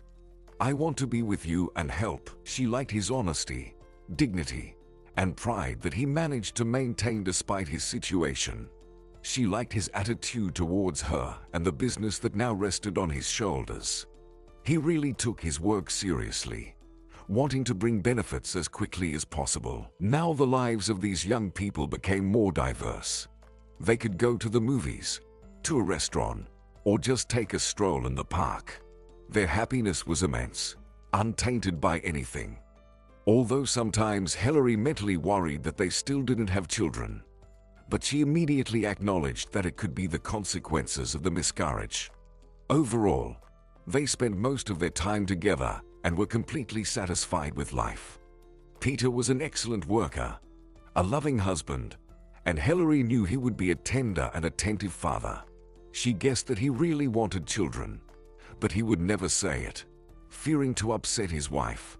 A year later, they bought a large 4-room apartment, although a 2-room would have been enough for Hillary. "Dear, what about children? You can't put a girl and a boy in the same room. Girls are shy around boys." "I can't have children," Hillary suddenly said. "Don't even think like that. Our thoughts are material. Our life is just beginning, and ahead of us are endless happy moments, Hillary. Hours and years. Otherwise, why did we come to this earth? Why did you find me just for me to become a manager? No, dear, that's too little. I need a family, and I will have one. First, you'll give birth to a daughter for me. In 3 years, a son. Well, We'll see after that. And that's the minimum program. Do you hear me? Hillary's anxiety was further compounded by her inability to muster the courage to undergo the examination, as the doctor recommended. She was very afraid to hear the worst. Despite your young and strong body, you will never be able to become a mother. Meanwhile, Peter continued to live a normal life and didn't dwell on the absence of children. However, it turned out, his wounds were gradually healing, and he felt increasingly happy. The man had completely stopped using the wheelchair. The new prosthetics fit him so well that he sometimes forgot they weren't real legs. In the spring, they decided to visit Simona. Their arrival was supposed to be a surprise for this wonderful woman. When the doorbell rang, Simona was lying down. She had to get up and go to open the door. On the way, she fixed her hairstyle, shirt, and, looking through the peephole, recognized Hillary. "Hillary, my dear, how glad I am to see you." And Peter, "What's with him?" And at that moment, the man emerged from behind the doors, and she saw him on two legs. "Peter." She peered into his face. "Peter, and on your own legs. Oh, why are we standing here? Come on." Peter picked up the bags and entered the apartment. "And nothing has changed here," he said, looking around. "But at our age, changes are already contraindicated. It's all stress." Simona smiled. "How's Florence?" Hillary asked. "Our Florence got married to Nicholas and moved in with him. They have already become parents to two beautiful boys." At these words, Hillary's heart tightened, and she glanced at her husband. They talked until midnight, after which the guests left for the hotel, not wanting to disturb the elderly person.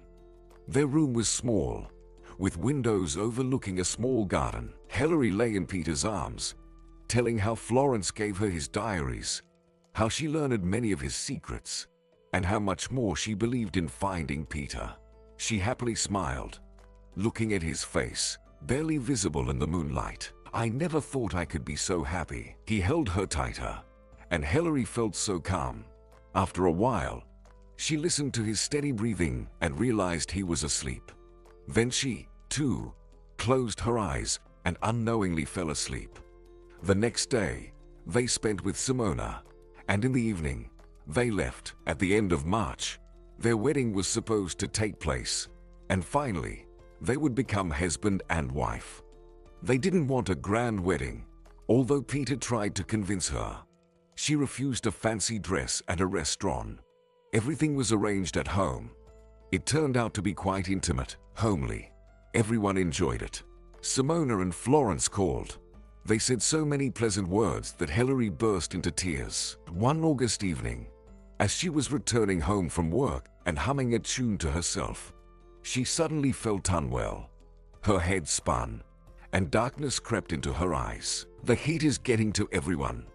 Hillary managed to think before starting to sink onto the pavement. Someone strong caught her and sat her on a bench in the shade. "Maybe I should call an ambulance for you." No, thank you. I'm already feeling better.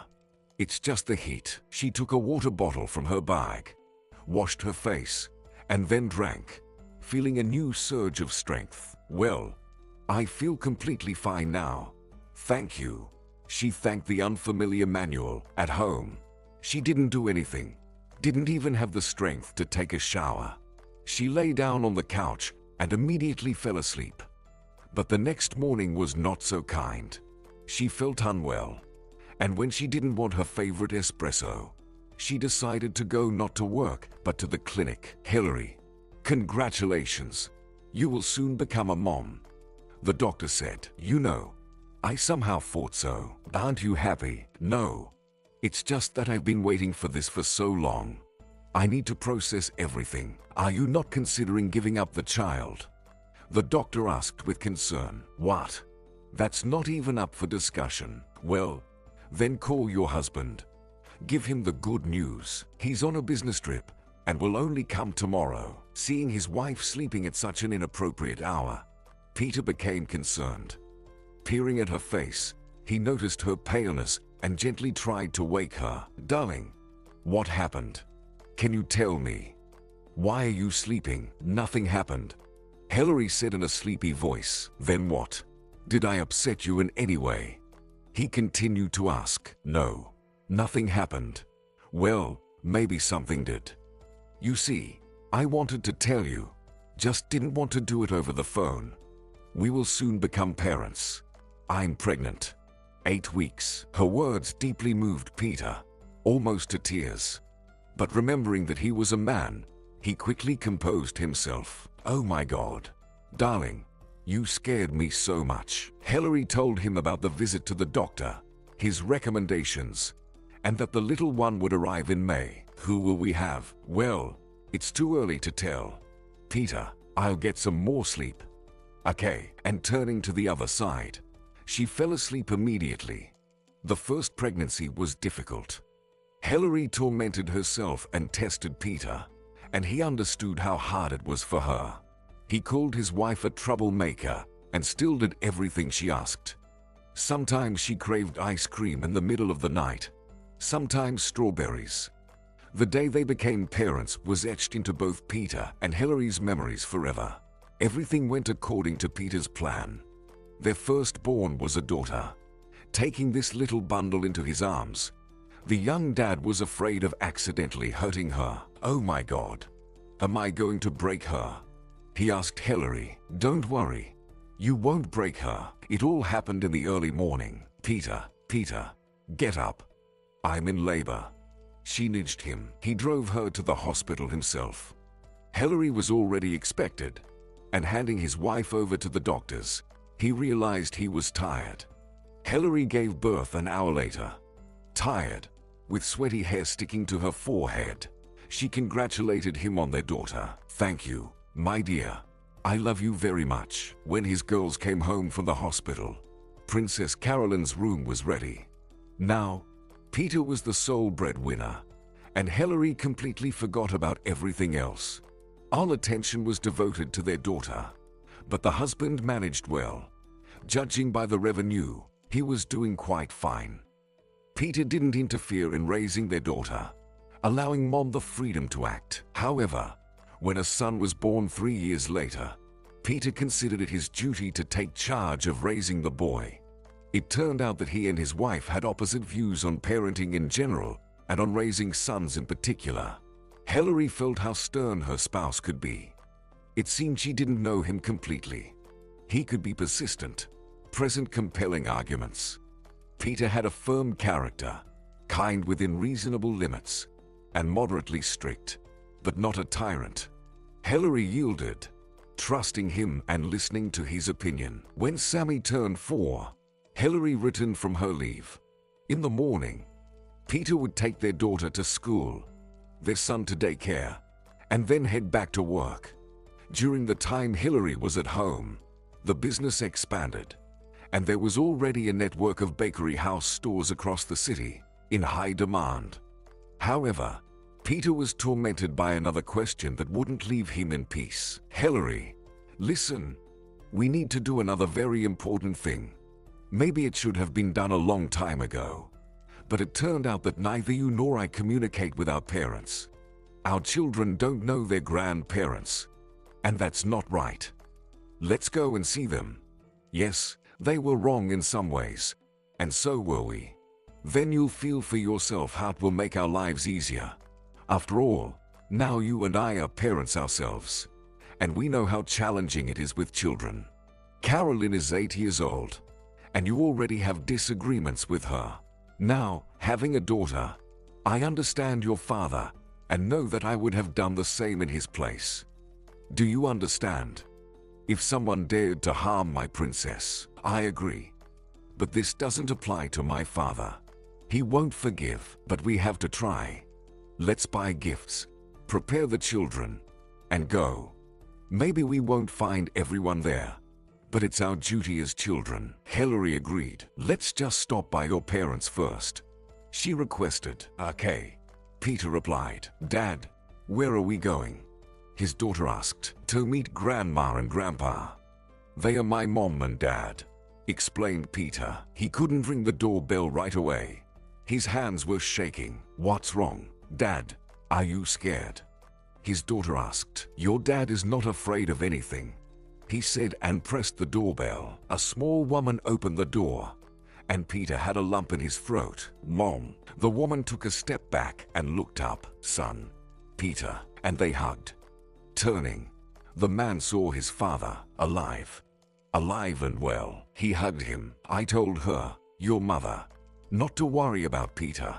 You'll get what you deserve for not writing and calling, but for being alive.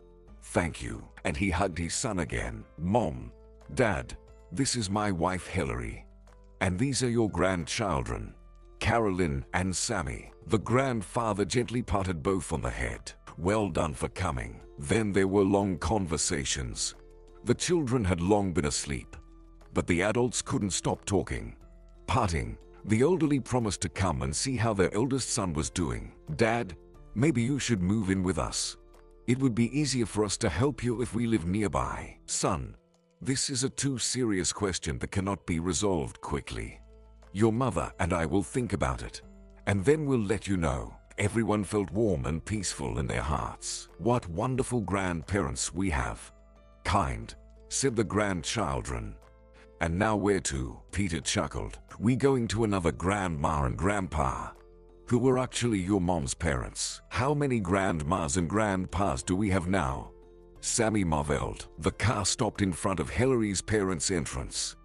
Her husband wasn't hurry her. "Maybe I should go up first," he suggested. "No, let's all go together. Don't forget the gifts," Peter commanded. It was easier to ring the doorbell at his wife's parents, and he pressed it without hesitation. No one opened for a long time, and Peter was about to ring again. But finally, Hillary's father opened the door. "Who are you looking for?"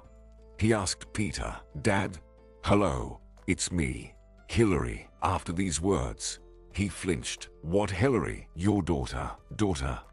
I don't seem to have a daughter like that." Hillary looked at Peter with tearful eyes.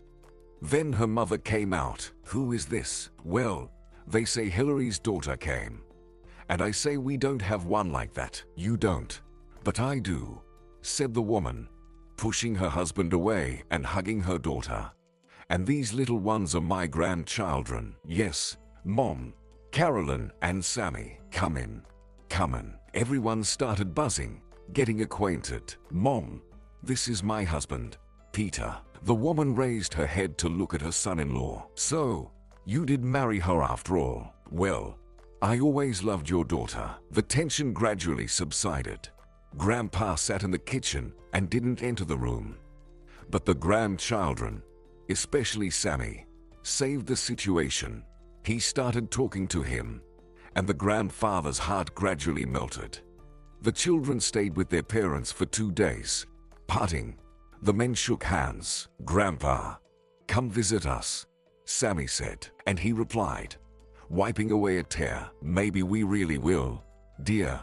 What do you think?" "I agree." Everything that once separated them lost all meaning, like old things forgotten in the attic. Now these two families were united by the present, grandchildren, and happiness in the young family. Hillary sat silently. She wanted to thank her husband for insisting on this trip despite her protests. But the right words didn't come to mind yet. She covered his hand with hers and gave it a gentle squeeze. "Thank you. I love you," she said. Peter smiled. That's exactly what he wanted.